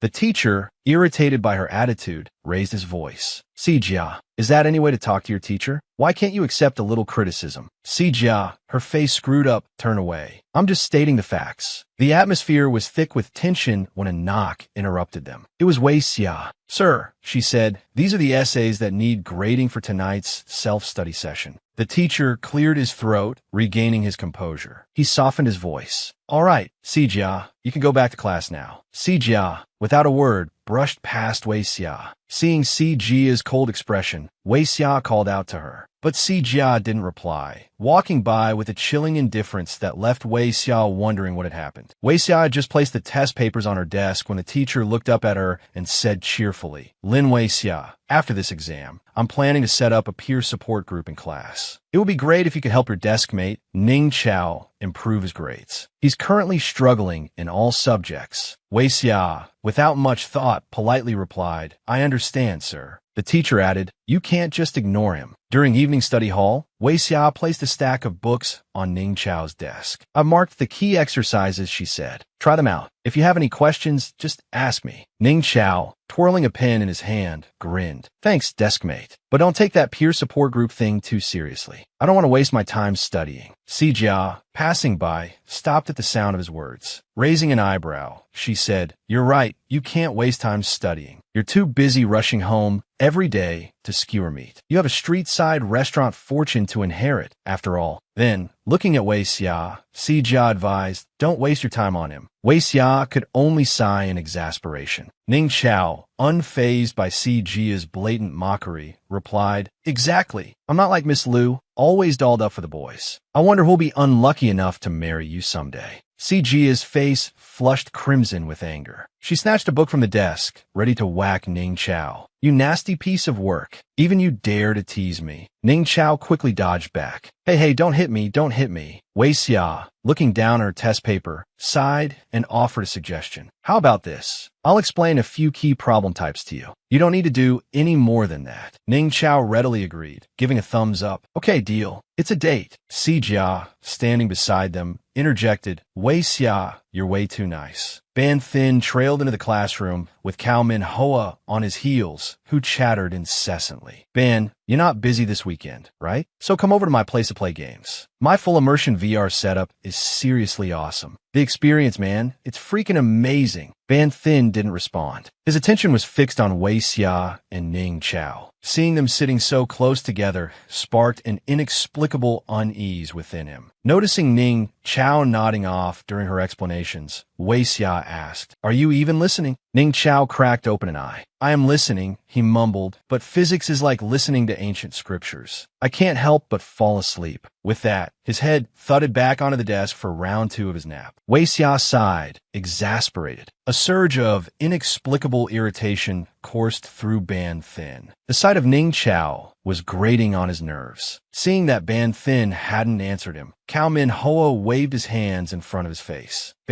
Bon. So is it a yes or no?" Ban Thin sat down, pulling out his phone as he declined. "No, I'm busy this weekend." At the same moment, Wei Xia's phone buzzed beneath the desk, signaling a new message. She opened it to find a message from Ban Thin, a reply to one she'd sent the previous Wednesday. "Spend the day with me this weekend." Wei Xia looked up at him, puzzled by his sudden invitation. Before she could reply, another message from Ban Thin arrived. "Tutor me in literature." She glanced at him, suspicion clouding her eyes. Typing her reply, Wei Xia instinctively put up her guard. "Is that all?" Ban Thin received the message and smiled faintly. She waited, but he didn't reply. Just as Wei Xia was about to put her phone away, he gestured from his seat, indicating he'd sent another message. His reply was a single, terse word, "Agreed. See you this weekend." Lying in bed, she felt a sharp cramp in her abdomen. Sweat beaded on her forehead. Her constitution was delicate, and each month, her period felt like an ordeal. Once, she'd even fainted at the school gates. The worst time, she'd landed in the hospital, needing 4 fluids for the pain. She reached for her phone. She'd promised Ban Thin she'd go to his house that afternoon. But now, with her period arriving, it seemed rather inconvenient. She typed out an apologetic message to Ban Thin. "Sorry, I'm not feeling well today, so I won't be able to come over." Hearing the phone ringing unanswered, she looked towards the front door and called out, "Chao Hang." The phone's ringing in the living room. "Answer it." The phone continued to ring, but still, no one picked up. She called again, but Chao Hang didn't respond. Inside his room, Chao Hang was engrossed in a video game, oblivious to his aunt calling him. Frustrated with his teammates' poor performance, he muttered a string of complaints. "Seriously? How can you play like that? If you're this bad, don't drag the rest of us down." Lin Wei Xia, feeling weary, walked over to Chow Hang's room to see what he was up to. As she opened the door, his irritated shouts spilled out. "Are you blind? Move. You idiot. I swear I'll make you go home and do your homework." Wei Xia was speechless at her cousin's outburst. She closed the door, a sigh escaping her lips. "Well, I guess he didn't hear me earlier." She went to answer her ringing phone. Her aunt's voice filled her ear. "Xia Xia, it's me. I can't come home for lunch today. Remember to cook for Hong Tu-on, okay?" Lin Wei Xia, her voice weak, started to say, "Auntie, I'm not feeling well today. Maybe we could order." But before she could finish, her aunt interrupted, changing the subject. "All right, I already paid the electricity and water bills this month. Having another mouth to feed really makes a difference. It's all because your uncle's trucking business has been slow lately, and he can't seem to find a way to earn more." At that moment, her aunt seemed to remember what Wei Xia was about to say and asked, "What were you saying just now?" Lin Wei Xia, sensing her aunt's financial stress, didn't want to worry her further and simply replied, "It's nothing, Auntie. I'll cook lunch." Fighting the pain in her abdomen, she headed to the kitchen to start cooking. Seeing her discomfort, Chow Hang, munching on an apple, asked with concern, "Sis, if your stomach hurts, don't cook. We could just have instant noodles." Wei Xia forced a smile, trying to reassure her cousin. "Do you think I'd ever give you the chance to eat junk food?" Seeing her smile, Chow Hang seemed to relax a little. "I was just worried about you." "Oh, really? Then stop being lazy and come help me prepare the vegetables." Wei Xia had only been standing for a short while, but sweat was already beading on her forehead. She kept rubbing her stomach. Why is the pain getting worse? Her phone suddenly rang, startling her. She saw that it was Ban Thin. Hesitating for a moment, she answered. "What are you doing?" she asked, holding the phone to her ear as she continued cooking. "I'm cooking. If there's nothing else, I'm hanging up." Without waiting for his reply, she ended the call. Ban Thin stared at his phone, lost in thought. Didn't she say she wasn't feeling well? Why is she cooking then? The pain intensified, making her whole body tremble. She placed the phone on the table and instructed Chow Hang. "I set an alarm on my phone. When it goes off, remember to turn off the stove, okay? I'm going to lie down for a bit. I'll come back and stir-fry the vegetables later." Chow Hang, engrossed in his game, didn't think much of it and simply mumbled in agreement. Wei Xia went to her room and immediately burrowed under the covers, drifting off to sleep. Outside, Chow Hang's voice echoed as he spoke on the phone. "No, man, it's number 16, lane 7. Just go straight, turn left 3 times, then right once, and you'll be there." "What? You can't find it? All right, I'll come down and meet you." Wei Xia, roused from her sleep by Chow Hang's loud voice, groaned in annoyance and pulled the blanket over her head. Who is Chow Hang talking to? He's so loud. 10 minutes later, Chow Hang knocked on her door repeatedly. "Sis, wake up. The rice is cooked." Lin Wei Xia, her face pale, opened the door, clutching her stomach. "Is the rice done? I need to stir-fry the vegetables." Chow Hang, grinning, pointed to the food on the table. "Actually, you don't need to cook anymore. We're having takeout. It's faster." When Wei Xia came out, she saw several dishes already prepared on the table. Puzzled, she asked where they had come from. Chow Hang, her cousin, excitedly explained, "Just now I got a call from the delivery guy. He couldn't find the place, so I went down to get it. I even met a super handsome guy downstairs. He said he was your classmate. He also told me to make sure you eat the porridge and put a heating pad on your stomach for your period cramps. Isn't he thoughtful?" Chow Hang handed the container of porridge to Wei Xia and then, grabbing his phone, began circling the table, snapping pictures of the food. "This is from a high-end restaurant. My friend have tried to get reservations there and couldn't. I have to take pictures to show off." "Huh." Chow Hang's eyes shone with admiration. "Your classmate is so good to you. Now you don't have to cook anymore." Wei Xia held the porridge container, a blush creeping up her cheeks. She thought to herself, could this be from Ban Thin? Seeing her head back to her room, Chow Hang called after her. "Why are you going back to your room? If you're not going to eat, I'll start." Wei Xia went into her room, closed the door, and pulled out her phone, searching for Ban Thin's number to call him. Seeing her call, he quickly answered. "Thank you so much for this," she said, her voice ringing through the phone. "How much was all this food?" "I'll transfer the money to you." He chuckled and replied, "Have you eaten the porridge yet?" A question mark popped in her head, but she answered honestly, "Not yet." His warm voice flowed through the receiver. "Then you should eat it quickly. Oh, and remember to put on a heating pad." Wei Xia felt a little awkward. "You ordered so much food. It must have been expensive. I can't just accept this." Hearing voices outside her window, she looked out curiously. Ban Thin hadn't left yet. He was standing below her window. He glanced up at her room and said, "Then say my number." She went to the window and replied softly, "Or I can help you with your online homework." Suddenly, she heard him call out, "Wei Xia." Looking down, she saw him standing below, looking up at her. Bathed in sunlight, he looked incredibly handsome. His smile was dazzling. Do you enjoy making us feel short? Cao Min Hoa leaned against Ban Thin, her head resting on his shoulder, nearly causing him to stumble. Besides, Ban Thin, your shoulders are so broad. It feels so safe leaning on them. Si Jia doubled over with laughter. My eyes, they're burning. Someone save me. Meanwhile, Wei Xia, listening from her window, was completely captivated. Cao Min Hoa's words brought back memories of her own close encounters with Ban Thin. His shoulders were broad, and he was tall. Lost in thought, Wei Xia unknowingly picked up a chili pepper and was about to put it in her mouth. Si Jia, noticing something amiss, nudged her. Wei Xia, Wei Xia. Startled, Wei Xia looked up, confused.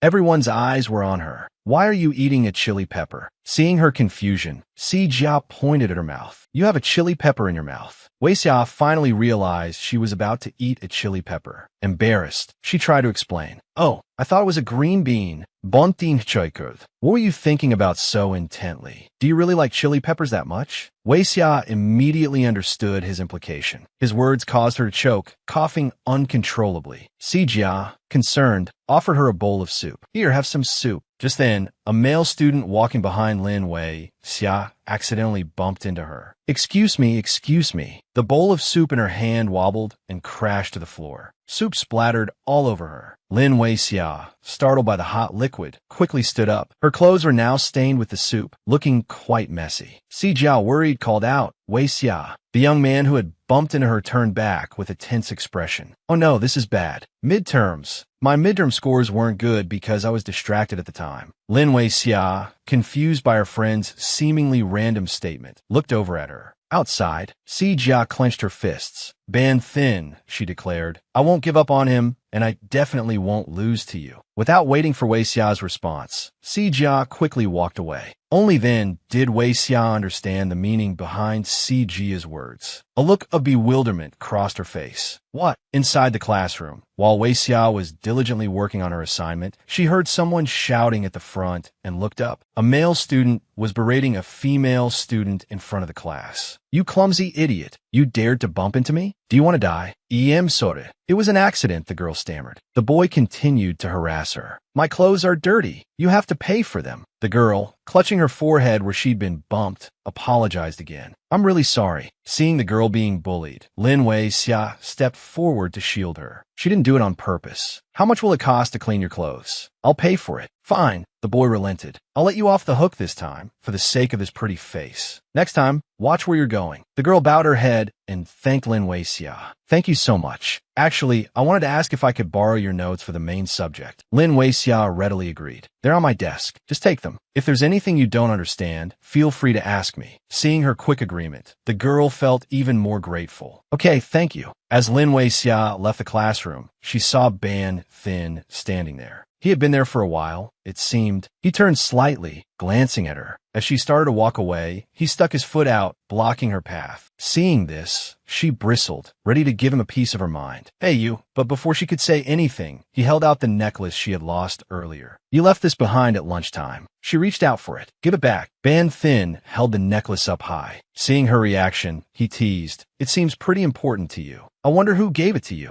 Stop playing around and give it back, she insisted. He suddenly stepped closer, his voice low. How about this? Beg me, and I'll consider returning it. Seeing her silence, he repeated his offer. If you beg me, I'll think about giving it back. His words hung in the air. Hesitation flickered in her eyes. She extended her hand, her voice soft, surprising him. Please get it back to me. Seeing her sincerity, he stopped teasing and placed the necklace in her hand. Clutching the necklace to her chest, she walked past him without a word, her head bowed. He watched her go, a puzzled look on his face, wondering just how important is that necklace to her. That afternoon, on the basketball court, Ban Thin and his friends were back at practice. Ban Thin, quick, switch over here, someone from the opposing team yelled. Everyone, watch out for Ban Thin. This afternoon's physics experiment. It's me and Ban Thin in the same group. He thinks so fast, and his reasoning is so clear. Tell me, if I follow his lead, wouldn't that basically be winning without even trying? In Wei Xia's mind, the image of Ban Thin's commanding presence surfaced. Shark is the perfect word to describe Ban Thin, she thought. It also means he's someone who takes everything. Remembering his earlier words, her brows furrowed slightly. If you beg me, I'll think about giving it back to you. A wave of emotion washed over her. Ban Thin, he's like a dangerous shark. No, a seasoned hunter is more accurate. Recalling something Lu Sijia had mentioned before, Wei Xia offered, Sijia, I heard that Ban Thin usually plays basketball on Fridays, but not on court 3. It's court 6. Lu Sijia's face instantly lit up, her hands clapping together in excitement. Really? How do you know? Oh, some of the upperclassmen told me, Wei Xia replied. Lu Sijia, practically bursting with joy, hugged Wei Xia tightly. This is great. When I finally win him over, I'll treat you to the most expensive ice cream. Hearing a noise nearby, Lu Sijia's smile faded. Who's that? Ning Zhao, with a look of disdain, sneered. Lu Sijia, you better back off. Just you wait and see. The two began bickering again. Give it a rest, Ning Zhao. With your skills, don't pretend to be a diligent student. Ning Zhao, not one to back down, retorted. I still have a chance to be first in the rankings. Lin Weixia, sitting beside them, simply chuckled at their exchange. Suddenly, her phone alarm went off. Surprised, she checked the time. Oh, the alarm. It's already 6:30. Just then, she noticed a title in English on Ban Thin's social media profile. Tarit and Rich Travels. To reach the untouchable star. She wondered, is this the meaning behind Ban Thin's profile name? Scrolling down, she saw Ban Thin had posted a picture of a refreshing coconut jelly dessert with fruit. Below were numerous comments from Cao Minhoa. Ban, is it good? Just SOSO. Cao Minhoa pressed. Just SOSO means what? Ban Thin replied nonchalantly. If you try a second time, you won't be able to resist. Seeing his response, Cao Minhoa gave up with a frustrated 3 servings for the future. Reading these comments, Wei Xia smiled. He has this side to him too, she thought. She helpfully added, oh right, Sijia. Ban Thin also really likes coconut jelly. Oh really? Then this beautiful lady will learn how to make it for Ban Thin. Ning Zhao, sitting next to them, let out a sarcastic chuckle. The next day, Lu Sijia came to Wei Xia, her hands covered in small cuts, crying and complaining. Wow, Wei Xia, making desserts is so hard. I just want to buy some already made. Sijia, Wei Xia said as she bandaged her friend's wounds. I see how hard it is to win Ban Thin over, but I can't help but root for you. She pointed to Lu Sijia's forehead, offering a suggestion. He likes astronomy, right? I just saw online that there's going to be a Milky Way viewing event this Friday. Lu Sijia's face instantly brightened. Whoa, really? She feigned delight as she stood and excused herself. Unexpectedly, the universe seemed to be on her side. Friday after school, she decided she would seek him out. Maybe they could stargaze together. Sijia seemed so invested in her pursuit of Ban Thin. Wei Xia's gaze followed her. Avoiding eye contact, Wei Xia ducked her head and mumbled, we'll talk about it later. I'm pretty busy this week. Ban Thin, ever perceptive, noticed her evasiveness. He didn't hesitate to ask directly, Wei Xia, are you avoiding me again? When she didn't answer, he dropped his workbook onto the desk, tossing 2 pieces of candy after it. Confused, she asked, what's this? He replied nonchalantly, I bought something on the way here. The shop owner gave them to me. But his friend's next words immediately betrayed him. Cao Minhoa, looking like he was about to throw a punch, walked over with a grin. Hey, Ban Thin, are you even hungry? Give me some of that candy. All gone. The butterfly ate them. Countless question marks seemed to float above Cao Minhoa's head. What? Butterflies eat candy now. Ban Thin rested his chin on his hand and said casually, yeah, but it's always wary of me. It eats and then flies away. Hey, Ban Thin, you're definitely talking about a butterfly, right? Lin Wei Xia held the candy in her hand, her face flushing slightly as she understood his implication. That afternoon, Lin Wei Xia and a classmate worked on the class newsletter. Her classmate grumbled incessantly. Exams are coming up. It was time to draw this stuff. But we don't have a choice. Creating the newsletter is on a rotation. It's just our turn. The other girl looked at Lin Wei Xia and sneered. I think this rotation is unfair. It should be the Class F students who do it. My time is much more valuable than theirs. Lin Wei Xia's gaze held no hint of submission. The rotation doesn't discriminate. Creating the newsletter is the responsibility of all Class A students. The girl tossed a piece of chalk over her shoulder and turned to leave. How can it not discriminate? The whole school discriminates. You have to fulfill your duty, but my hand is numb. I can't draw anymore.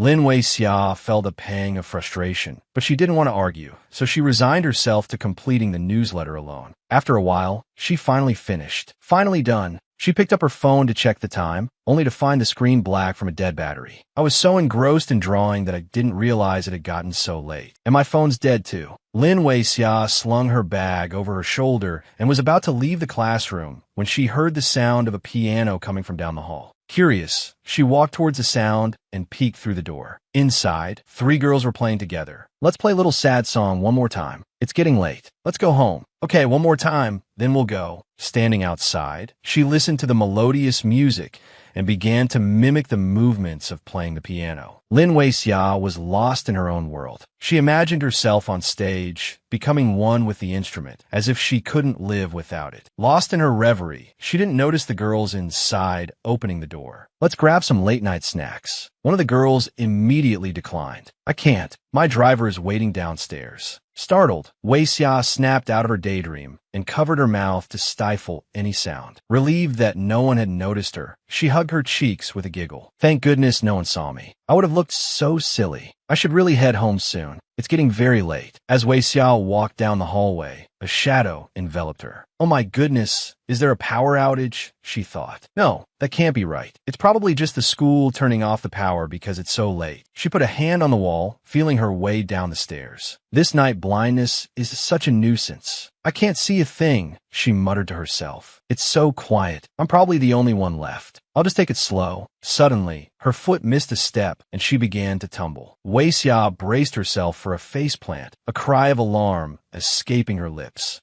But just as she was about to fall, a hand shot out and grabbed her backpack, pulling her back. A deep, warm voice spoke from behind her. Careful. Wei-xia froze, recognizing the voice instantly. She looked up and saw that it was Ban Thin who had saved her. Immediately, she put some distance between them. Thank you, she stammered. You're still here. Ban Thin replied casually. I just came back to get some things. He took out a lighter and flicked it on, illuminating the way for both of them. If you don't want to fall, follow me, he said. Wei-xia clutched his shirt and obediently trailed behind him. Is it just me? Wei-xia wondered. Or does he seem a little angry? When they reached the bottom of the stairs, he stopped. Confused, Wei-xia looked at his back. His face, illuminated by the flickering lighter, looked incredibly captivating. Her heart skipped a beat. Her hand, which had been gripping his shirt, instinctively let go. Suddenly, he turned around and grabbed her hand, leaving her stunned. His face, filled with a potent mixture of anger and something else she couldn't quite place, was inches from hers. He bit his lip, his eyes locked on hers. Just as he was about to speak, they heard footsteps approaching. They both turned to see who it was. A security guard shone a flashlight at them and asked, "Is anyone still here? The power's about to be cut completely. You need to leave." Ban Thin shielded Wei-xia with his body, preventing the guard from seeing her. He replied coldly, "We know." Then, his angry gaze turned back to Wei-xia. "Tell me," he demanded, his voice tight, "should I accept her confession?" He tightened his grip on her hand. Overwhelmed by a mixture of embarrassment and anger, Wei-xia's eyes welled up. She turned her head away, refusing to answer. Seeing her silence, he used his hand to gently cup her chin, forcing her to look at him. "Let me tell you something," he said, his voice low and intense. "Who I like is my business. The person I want to pursue is you, not her. You want me to be with you? Then that will happen when it snows in Namjong." Ban Thin instantly understood her rejection. Namjong, their city, hadn't seen snow in over a decade. He clenched his fists, a bitter laugh escaping his lips.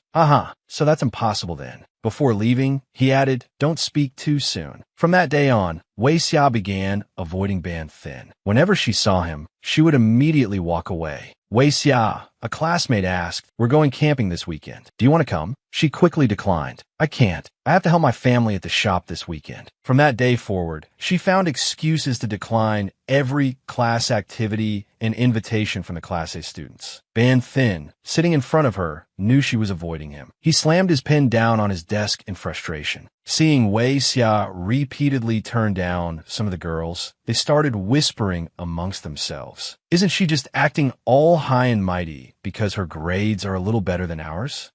Yeah. Even if she racks up extra points, it won't change the fact that she comes from Class F. People like her, even if they're good at studying, if their families don't have money or power, they won't amount to anything in the future." Wei Xia ignored their gossip and calmly distributed the assignments. Fang Ma, worried, asked, Wei Xia, are you alright? The class says students often talk behind people's backs. You just have to ignore them. But this time I won't hold back. Fang Ma, not understanding, simply let out a confused, huh. Lin Wei Xia, looked directly at the three girls and declared loudly, making sure they could hear, people who act childishly like this are just trying to find a cheap sense of superiority by putting others down. And that pathetic feeling usually comes from a strong reaction from the other person, but I refuse to give them the reaction they want. The three girls immediately bristled and started chattering amongst themselves. What does she mean by that? Ugh, let's just ignore her. Let's go. Seeing Wei Xia's boldness, Fang Ma's eyes filled with admiration. Wei Xia, you my idol. As the three girls walked out, they bumped into Ban Thin coming in. He glanced at them. Noticing his gaze, Wei Xia immediately reverted to avoidance mode. Fang Ma, can you help me hand out the rest of the assignments? I need to use the restroom. Under Ban Thin's watchful gaze, she brushed past him without a word. He felt a pang of annoyance at being ignored by her these past few days. I've been deliberately avoiding her lately, so why am I getting even more frustrated? I almost lost my cool just now. Hey, deskmate, where are you going? Wei Xia looked up to see Nin Tru's face covered in cuts and bruises. Nin Tru, did you get into a fight? Nin Tru didn't try to hide it. Yeah, I just had a brawl with some kid from school 13. They were looking for trouble, so I gave it right back to them. Anyone who wants a piece of me, they'll get it. Go back to class. I'll get you some medicine from the infirmary. But class is about to start. Ignoring his protest, Wei Xia headed towards the infirmary, leaving a bewildered Nin Tru scratching his head. Ban Thin happened to witness this entire scene. He felt a surge of irritation seeing her concern for someone else. His jealousy towards Nin Tru intensified. When Wei Xia returned to the classroom, the teacher had already arrived. Lin Wei Xia, class has been in session for a while now. Why are you so late? A quick-witted boy raised his hand. Teacher, you know our class representative went to get medicine for Nin Tru. What a caring classmate. The class erupted in laughter. Wei Xia blushed, embarrassed. Cao Min Hoa joined in the teasing. Don't say it like that. They actually look quite good together. Annoyed, Ban Thin kicked the back of his chair. Confused, Cao Min Hoa turned around. He saw Ban Thin's face, dark with anger. You look upset. Hello? Ban, what's wrong? Nin Tru, wincing in pain, was using his phone as a mirror to apply antiseptic to his face. Finding it difficult, he said to Wei Xia, Hey, deskmate, can you check if I'm putting this on straight? Hearing this, Wei Xia offered her help, concerned. It's crooked. Let me help you reapply it. Nin Tru gestured toward his neck, covered in small cuts and scrapes. Wei Xia carefully dabbed the ointment onto the indicated spots. As she concentrated on her task, a voice suddenly called out, asking Nin Tru to step outside for a moment. Looking up, she saw Ban Thin standing before them, his expression serious, suggesting something important. Nin Tru immediately stood up, a bright smile spreading across his face as he addressed Ban Thin. Strange, isn't it? Don't the students from class usually look down on and avoid talking to people like us? He then turned and led the way, saying, Come on, let's go. The two girls at the desk, witnessing Ban Thin's coldness, fell silent. Once he was gone, Lu Tujia turned to Wei Xia and asked, Wei Xia, do you know why Ban Thin wanted to see Nin Tru? Wei Xia shook her head, admitting, I have no idea. Lu Tujia continued, Wei Xia, you're still going to help me pursue Ban Thin, right? I've done some investigating, and tomorrow Wei Xia quickly interrupted, I'm sorry, I don't think I can help you anymore. Lu Tujia looked back at Wei Xia, startled. Why? Wei Xia gently took Lu Tujia's hand and began to explain. The literature teacher nominated me for the national poetry competition. I won't have much free time, so I won't be able to be around as much. I won't be able to participate in the basketball club either. Lu Tujia, understanding dawning on her face, looked at Wei Xia. Oh, I completely understand. You should prepare well. Later, I can brag that my friend isn't just beautiful, but a poet too. Seeing Lu Tujia teasing her, Wei Xia playfully protested, Don't be silly. I'm not being silly. You're a beautiful poet. Huh? Wei Xia thought to herself. But before she could send a text message she was composing, another message from Ban Thin arrived. If you don't come, I'll tell Lu Tujia that I like you. Wei Xia stood there, lost in thought, staring at the messages on her phone. Meanwhile, Ban Thin, although driving away in his car, kept glancing back towards Wei Xia. Noticing his unusual behavior, Lu Tu-jia, sitting beside him, asked, "Are you in a bad mood today?" Ignoring her question, Ban Thin remained fixated on his phone screen. After a long pause, he finally responded, "Who told you that?" Finally, Wei Xia's reply arrived. "Don't go back on your word." Back with Wei Xia, she was standing by the road, waiting for her younger cousin. He finally arrived, calling out, "Sister, over here." The sky had opened up and heavy rain was falling. Her cousin sprinted towards her, exclaiming, "Wow, this rain is crazy. I'm soaked." Noticing the cuts and bruises on his face, Wei Xia asked with concern, "What happened to you? Did you get into a fight? Your face is a mess." Her cousin laughed it off, explaining, "No, I just fell. Let's go home quickly. I'll hold the umbrella for you, so you don't get wet." Just as they were about to leave, a sudden voice from behind startled the two sisters. Well, if it isn't Gao Hang. "So, are you giving up, little one?" A gang of thugs appeared, led by a menacing figure brandishing a knife. "And who is this pretty little lady? Introduce her to me. Why are you keeping her hidden like this? That's not very nice of you, you know." Gao Hang's face paled at the sight of the group. He immediately stepped in front of his sister, shielding her protectively. "Give up? Like hell I will," he retorted angrily. "What do you want, huh? Looking for trouble?" Infuriated by the young man's defiance, the leader lunged forward, ready for a fight. One of his companions held him back. "Are you crazy? It's about to pour. Let's not cause a scene." The rain began to fall harder, accompanied by crashes of thunder. It felt almost apocalyptic. The thugs, suddenly apprehensive, scattered in a panic. Before running off, the leader turned back to threaten Gao Hang. "You remember this, kid? Remember my face. You hear me?" Gao Hang's face was etched with worry. Seeing her brother's anxiety, Lin Weixia reassured him. "I won't tell Annie about this, but you can't go around fighting anymore, okay?" Gao Hang grinned sheepishly. I know. Let's go home, sis."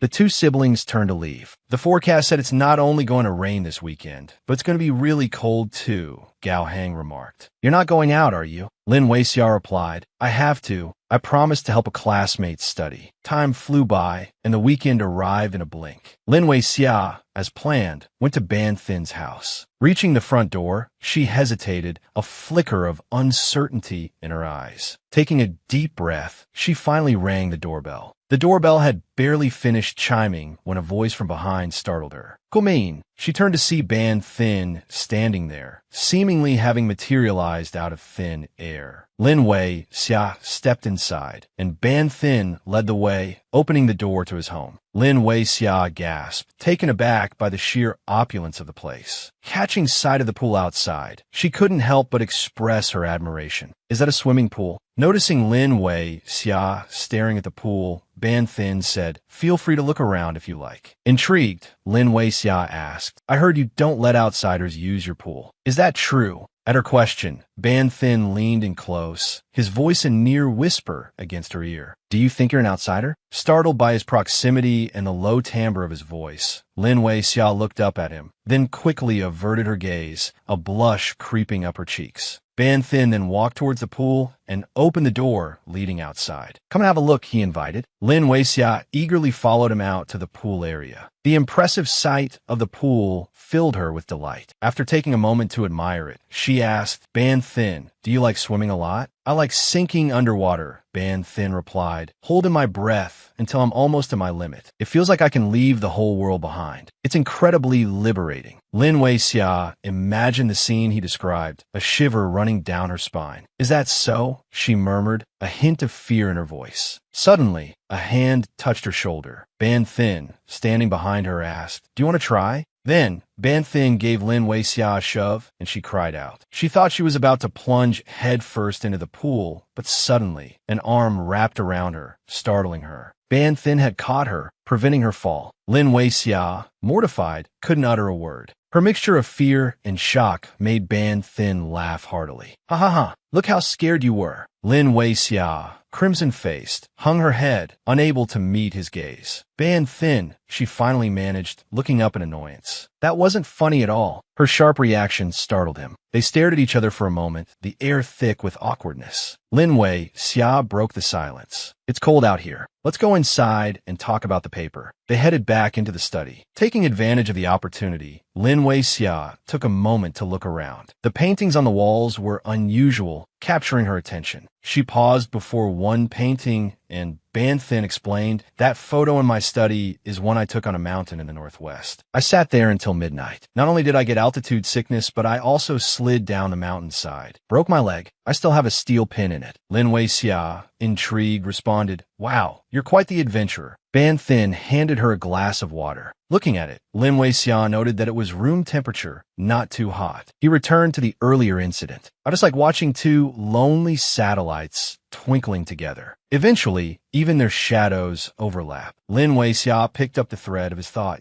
"It's beautiful." Suddenly, Ban Thin's phone rang. He answered, "Hello, Auntie." On the other end, Lin Weixia's aunt spoke urgently. "Weixia, your brother just got into a fight with someone at school. He beat him so badly he had to be hospitalized. That family is wealthy and influential. No matter how much we apologize, they won't accept it. They're even threatening to sue Gao Hang. He's just a kid. If this stains his academic record, what will he do?" Lin Weixia listened in horror, speechless. She stood frozen, stunned. She had assumed Ban Thin's earlier words were just casual conversation. She turned to leave, thinking he's putting on an act. The image of Ban Thin holding her necklace flashed through her mind. "Beg me, and I'll think about giving it back to you." She thought to herself, he won't explicitly say he'll help. He's just hinting at some kind of exchange. I don't need to negotiate with someone like him. She opened the door. "I'm leaving. It'll be hard to travel if the rain gets heavier." Ban Thin slammed his hand on the table and shouted, "Is it so hard to beg me?" Despite his outburst, Lin Weixia continued walking away. He stood there, fuming, impotent rage burning in his eyes. "For that amber necklace, you weren't above doing anything, were you?" The scene shifted to a hospital corridor. Lin Weixia had finally arrived. Stepping inside, she saw her cousin, Gao Hang, standing there. Lin Weixia rushed to his side. Before them, her aunt bowed low, pleading with the Fong family's representatives. "Children are impulsive and don't understand things," she begged. "I apologize on his behalf." Despite her pleas, the bespectacled man from the Fong family remained unmoved. "Further words are useless, Ms. Lin. Prepare for legal action." He turned and walked away. Lin Weixia's aunt continued to plead, even falling to her knees. "I'll pay all the hospital fees," she implored. "Please be merciful." He didn't waver. "Don't do this. It's not my decision. The chairman refuses to see you." A hand reached out, gently lifting her aunt back to her feet. Back at her aunt's house, the atmosphere was thick with tension. Everyone sat in silence. Finally, her aunt spoke. "Being sued could ruin his future. The Fong family truly won't give us a chance to negotiate." Hearing his mother's words, Gao Hang slammed his fist on the table and stood up, furious. "Then let them sue. I'm not afraid of them." He turned and stormed off. "I've finished eating. I'm going to my room." Lin Weixia looked at her aunt. "Auntie, you should eat something. In a few days, I'll ask my friends if anyone can help with this." Her aunt, initially despondent, looked up with a flicker of hope. Yes,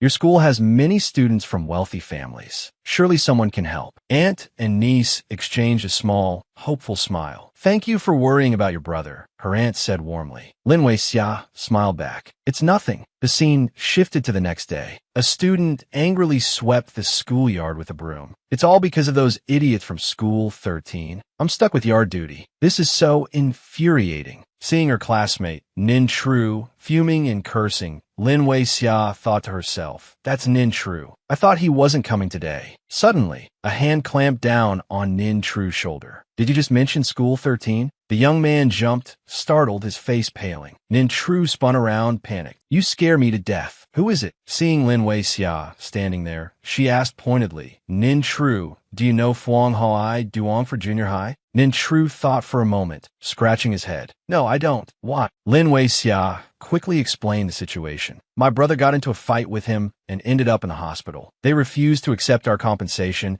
and are even threatening to sue my brother." Nin Tru listened, then offered words of comfort. "Those rich kids, always using their power to bully others." He suddenly pulled out a utility knife. "I don't know him, but I can help you teach him a lesson." Lin Weixia recoiled, holding up her hand. "No, violence will only make things worse. Please, I'm begging you." She continued to approach her friends, seeking help. "Tu Jia, do you know anyone at School 13? Tu Jia replied, "I don't, but Ban Thin does. I can ask him for you." Hearing Ban Thin's name, Lin Weixia's expression changed, and she turned to leave. "No need. Thank you." Tu Jia, bewildered by her sudden shift in demeanor, called after her, "Hey, what's wrong?" Lin Wei-xia continued her quest, asking other classmates. Fang Amo, do you know anyone at School 13? School 13? I'm not very familiar with anyone there. She tried another friend, but the answer remained the same: no connections. After exhausting every possible lead among her friends, Lin Wei-xia still hadn't found anyone who could help. The school bell rang, signaling the end of the day, just as rain began to fall. Lin Wei-xia walked pensively under her umbrella, the rhythmic drumming of the rain mirroring the worry in her heart. She had asked everyone she could think of, but it seemed no one could offer assistance. Suddenly, her phone rang. Lin Wei-xia answered. It was her aunt, her voice brimming with an unexpected cheerfulness. Wei-xia, I'm still working on Gao Hang's situation. Then, her aunt delivered the astonishing news. Wei-xia, Gao Hang's case has been resolved. Hearing this, Lin Wei-xia's face creased with confusion. How could this be? Her aunt continued, a smile evident in her voice. It seems your friend, Ban Thin, intervened. Just a few words from him, and the other party withdrew the lawsuit. Your brother's record will remain clear. She explained that Ban Thin had called, downplaying his involvement and insisting they didn't need to thank him. But her aunt added, I think we should at least meet him and express our gratitude. Maybe invite him to dinner. Lin Wei-xia sighed. I understand. I'll go thank him. And so, once again, Lin Wei-xia found herself on her way to Ban Thin's house. She rang the doorbell. A woman answered, and Lin Wei-xia bowed politely. Hello, I'm Lin Wei-xia, Ban Thin's classmate. I'm here to see him. The woman smiled warmly. Just call me Aunt Cam. The young master is upstairs. Lin Wei-xia followed Aunt Cam inside.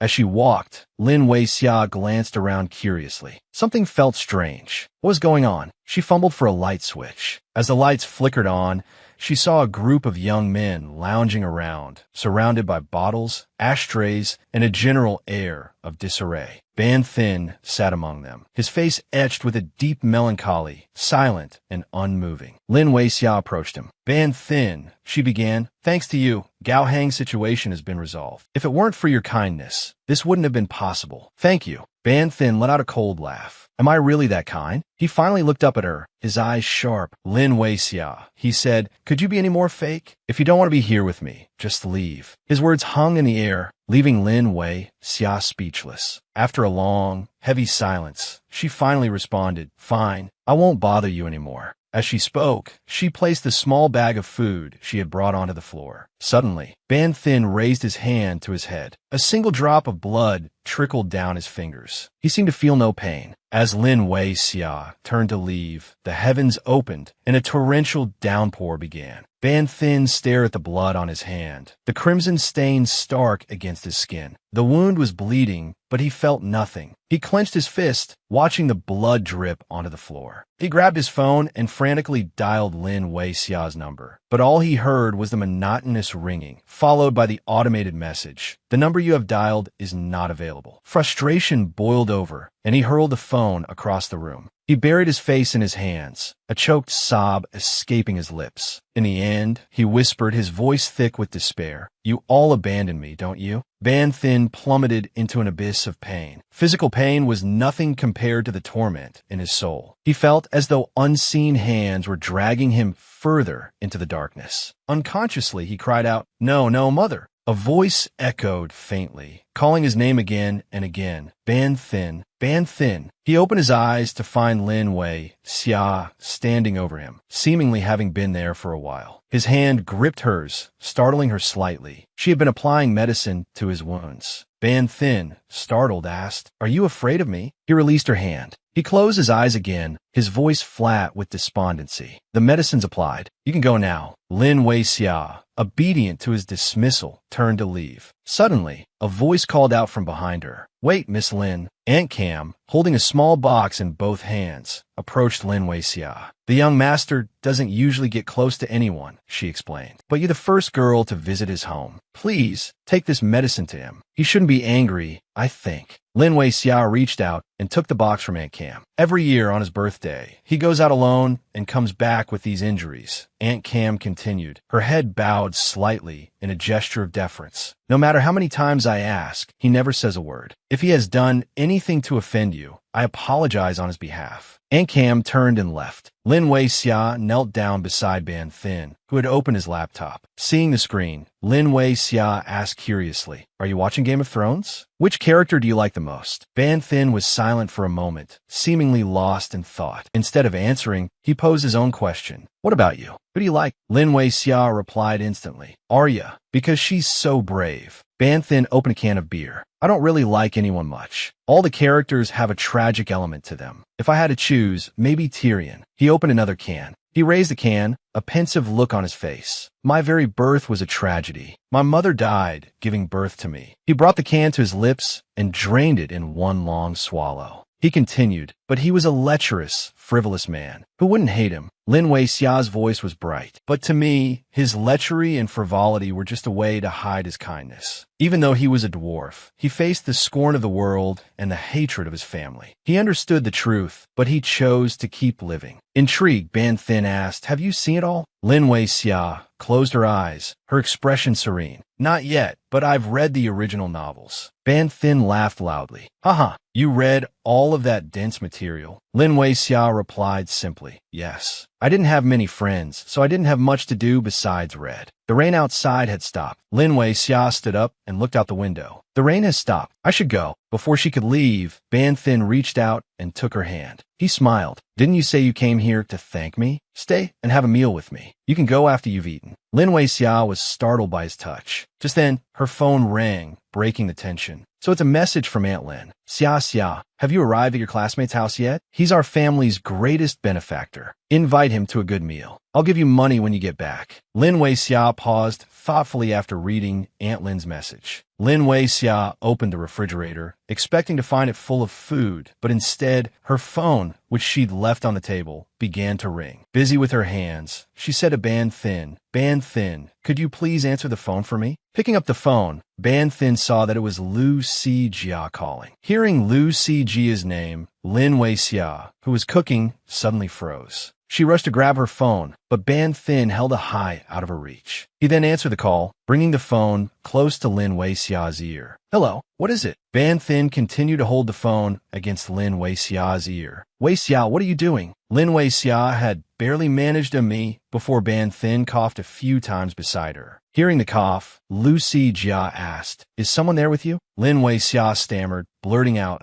I agreed to have dinner with someone." Lu Si-jia asked curiously, "Oh, someone? So it seems you have someone you like." Lin Wei-xia stammered again, "I don't." Lu Si-jia offered words of encouragement. "Wei-xia, Ban Thin rejected me. I don't know how much longer I can hold on. If only he liked me even 1% as much as I like him." Hearing these words, Lin Wei-xia was startled. The water in the pot continued to boil furiously. Lu Si-jia continued, "And Zheng Zhaoheng confessed to me too. But that guy is awful. He doesn't understand that I only want to be Ban Thin's girlfriend." Lin Wei-xia turned off the stove, seeing the water boiling over. Unsure what to say, she offered Lu Si-jia some encouragement. "Just wait a little longer." Ban Thin and Lin Wei-xia were now sitting at the table, enjoying the dumplings. Picking up a dumpling, Ban Thin asked curiously, "Are there fried eggs too?" Lin Wei-xia replied, "Yeah, no longevity noodles, just fried eggs." Then, looking up at Ban Thin, she said cheerfully, "Winter solstice. It's a day worth celebrating." Her words caught Ban Thin off guard. A day worth celebrating? The memory of his despair washed over him. He saw a butterfly flitting above and reached out to touch it. Snapping back to reality, he took a bite of the fried egg. Then he complimented Lin Wei-xia. "You being like this only makes me like you more. I'm going to pursue you until the end." He stared intently at her as he spoke. Flustered by his words, Lin Wei-xia stood up and walked towards the pot of boiling water. "The next batch of dumplings is boiling. Let me check on them." After they finished eating, it began to get dark. Ban Thin hailed a taxi for Lin Wei-xia.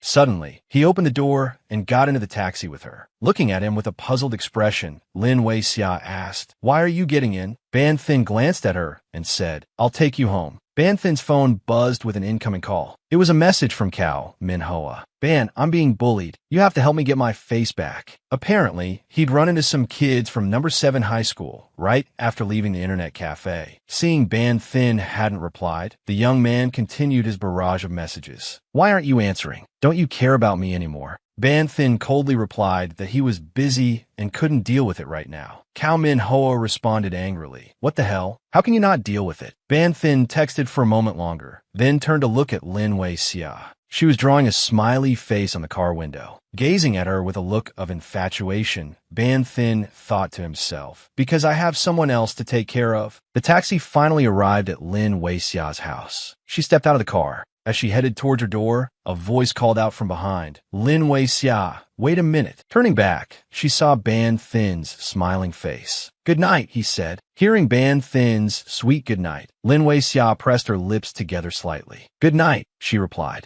The scene shifted to the next day. A friend walking beside her smiled and said, Wei Xia, I heard the class activity for Christmas Eve is a gift exchange. Have you figured out what you're going to get yet? Lin Wei Xia replied, I haven't got any ideas yet. The friend, already giddy with excitement, continued, I heard we'll be drawing gifts that others have prepared. I wonder who will get mine. It's all up to fate, really. Entering the classroom, they saw 3 or 4 classmates huddled together, chattering excitedly. Lucy Jiao, what are you getting? No matter what she gets, the boys will all fight over it. But the important thing is Ban Thin will definitely pick CG's gift right away. Overhearing the excited chatter, another girl scoffed. Well, of course, the rich, smart kids' gifts will be chosen first. If the gift I bring ends up being the last one left, it'll be so embarrassing. Lin Wei Xia comforted her friend, who says no one will choose it. I want it. Touched by Lin Wei Xia's comforting words, the girl rushed over and hugged her tightly. Wah, you're the best. Wei Xia, guess what gift I got? Lin Wei Xia smiled. I can't guess. Just tell me. The girl immediately held out her hand. Here, look. Seeing the logo, Lin Wei Xia thought to herself, that's Ban Thin's favorite brand. I don't have anything decent. Maybe I'll give a book. Her phone, resting on the leg of the table, buzzed a few times. As soon as she opened it, she heard her younger brother's desperate plea. Sister, help me. Oh, just calm down. The young man wailed, no, wait, you have to help me. The scene cut to the 2 siblings at an arcade playing a shooting game. I've been playing this airgun game for over an hour, and I've lost all my money. Sister, you're good at everything. Try it for me. Seeing her brother's flattery, Lin Wei Xia decided to give it a try. I'm not very good at this, she said nervously. The arcade owner called out, go ahead and shoot. If everyone knew how to play this game, my little shop would go bankrupt. The moment the arcade owner finished speaking, the balloons on the shelf began to pop one after another, startling him. He wailed, his face crumpling, this. I can't believe she hit every single one. Is this girl hacking the game or something? On the other side, Lin Wei Xia's younger brother yelled with uncontainable joy. Oh my God, that's amazing. You're the best, sis. Holding the enormous prize bear in her arms, Lin Wei Xia remarked, this doll is heavy. Maybe I should bring it to class for the Christmas gift exchange. Her brother froze, his expression shifting. Wait, no. He rushed forward, his face flushing, and snatched the bear. Because I was going to give it to someone. He traded the bear back for a basketball, offering it to Lin Wei Xia instead. Noticing her brother's strange behavior, Lin Wei Xia teased, oh, could it be you have a crush on someone? Her brother jumped, startled by her words. Hey,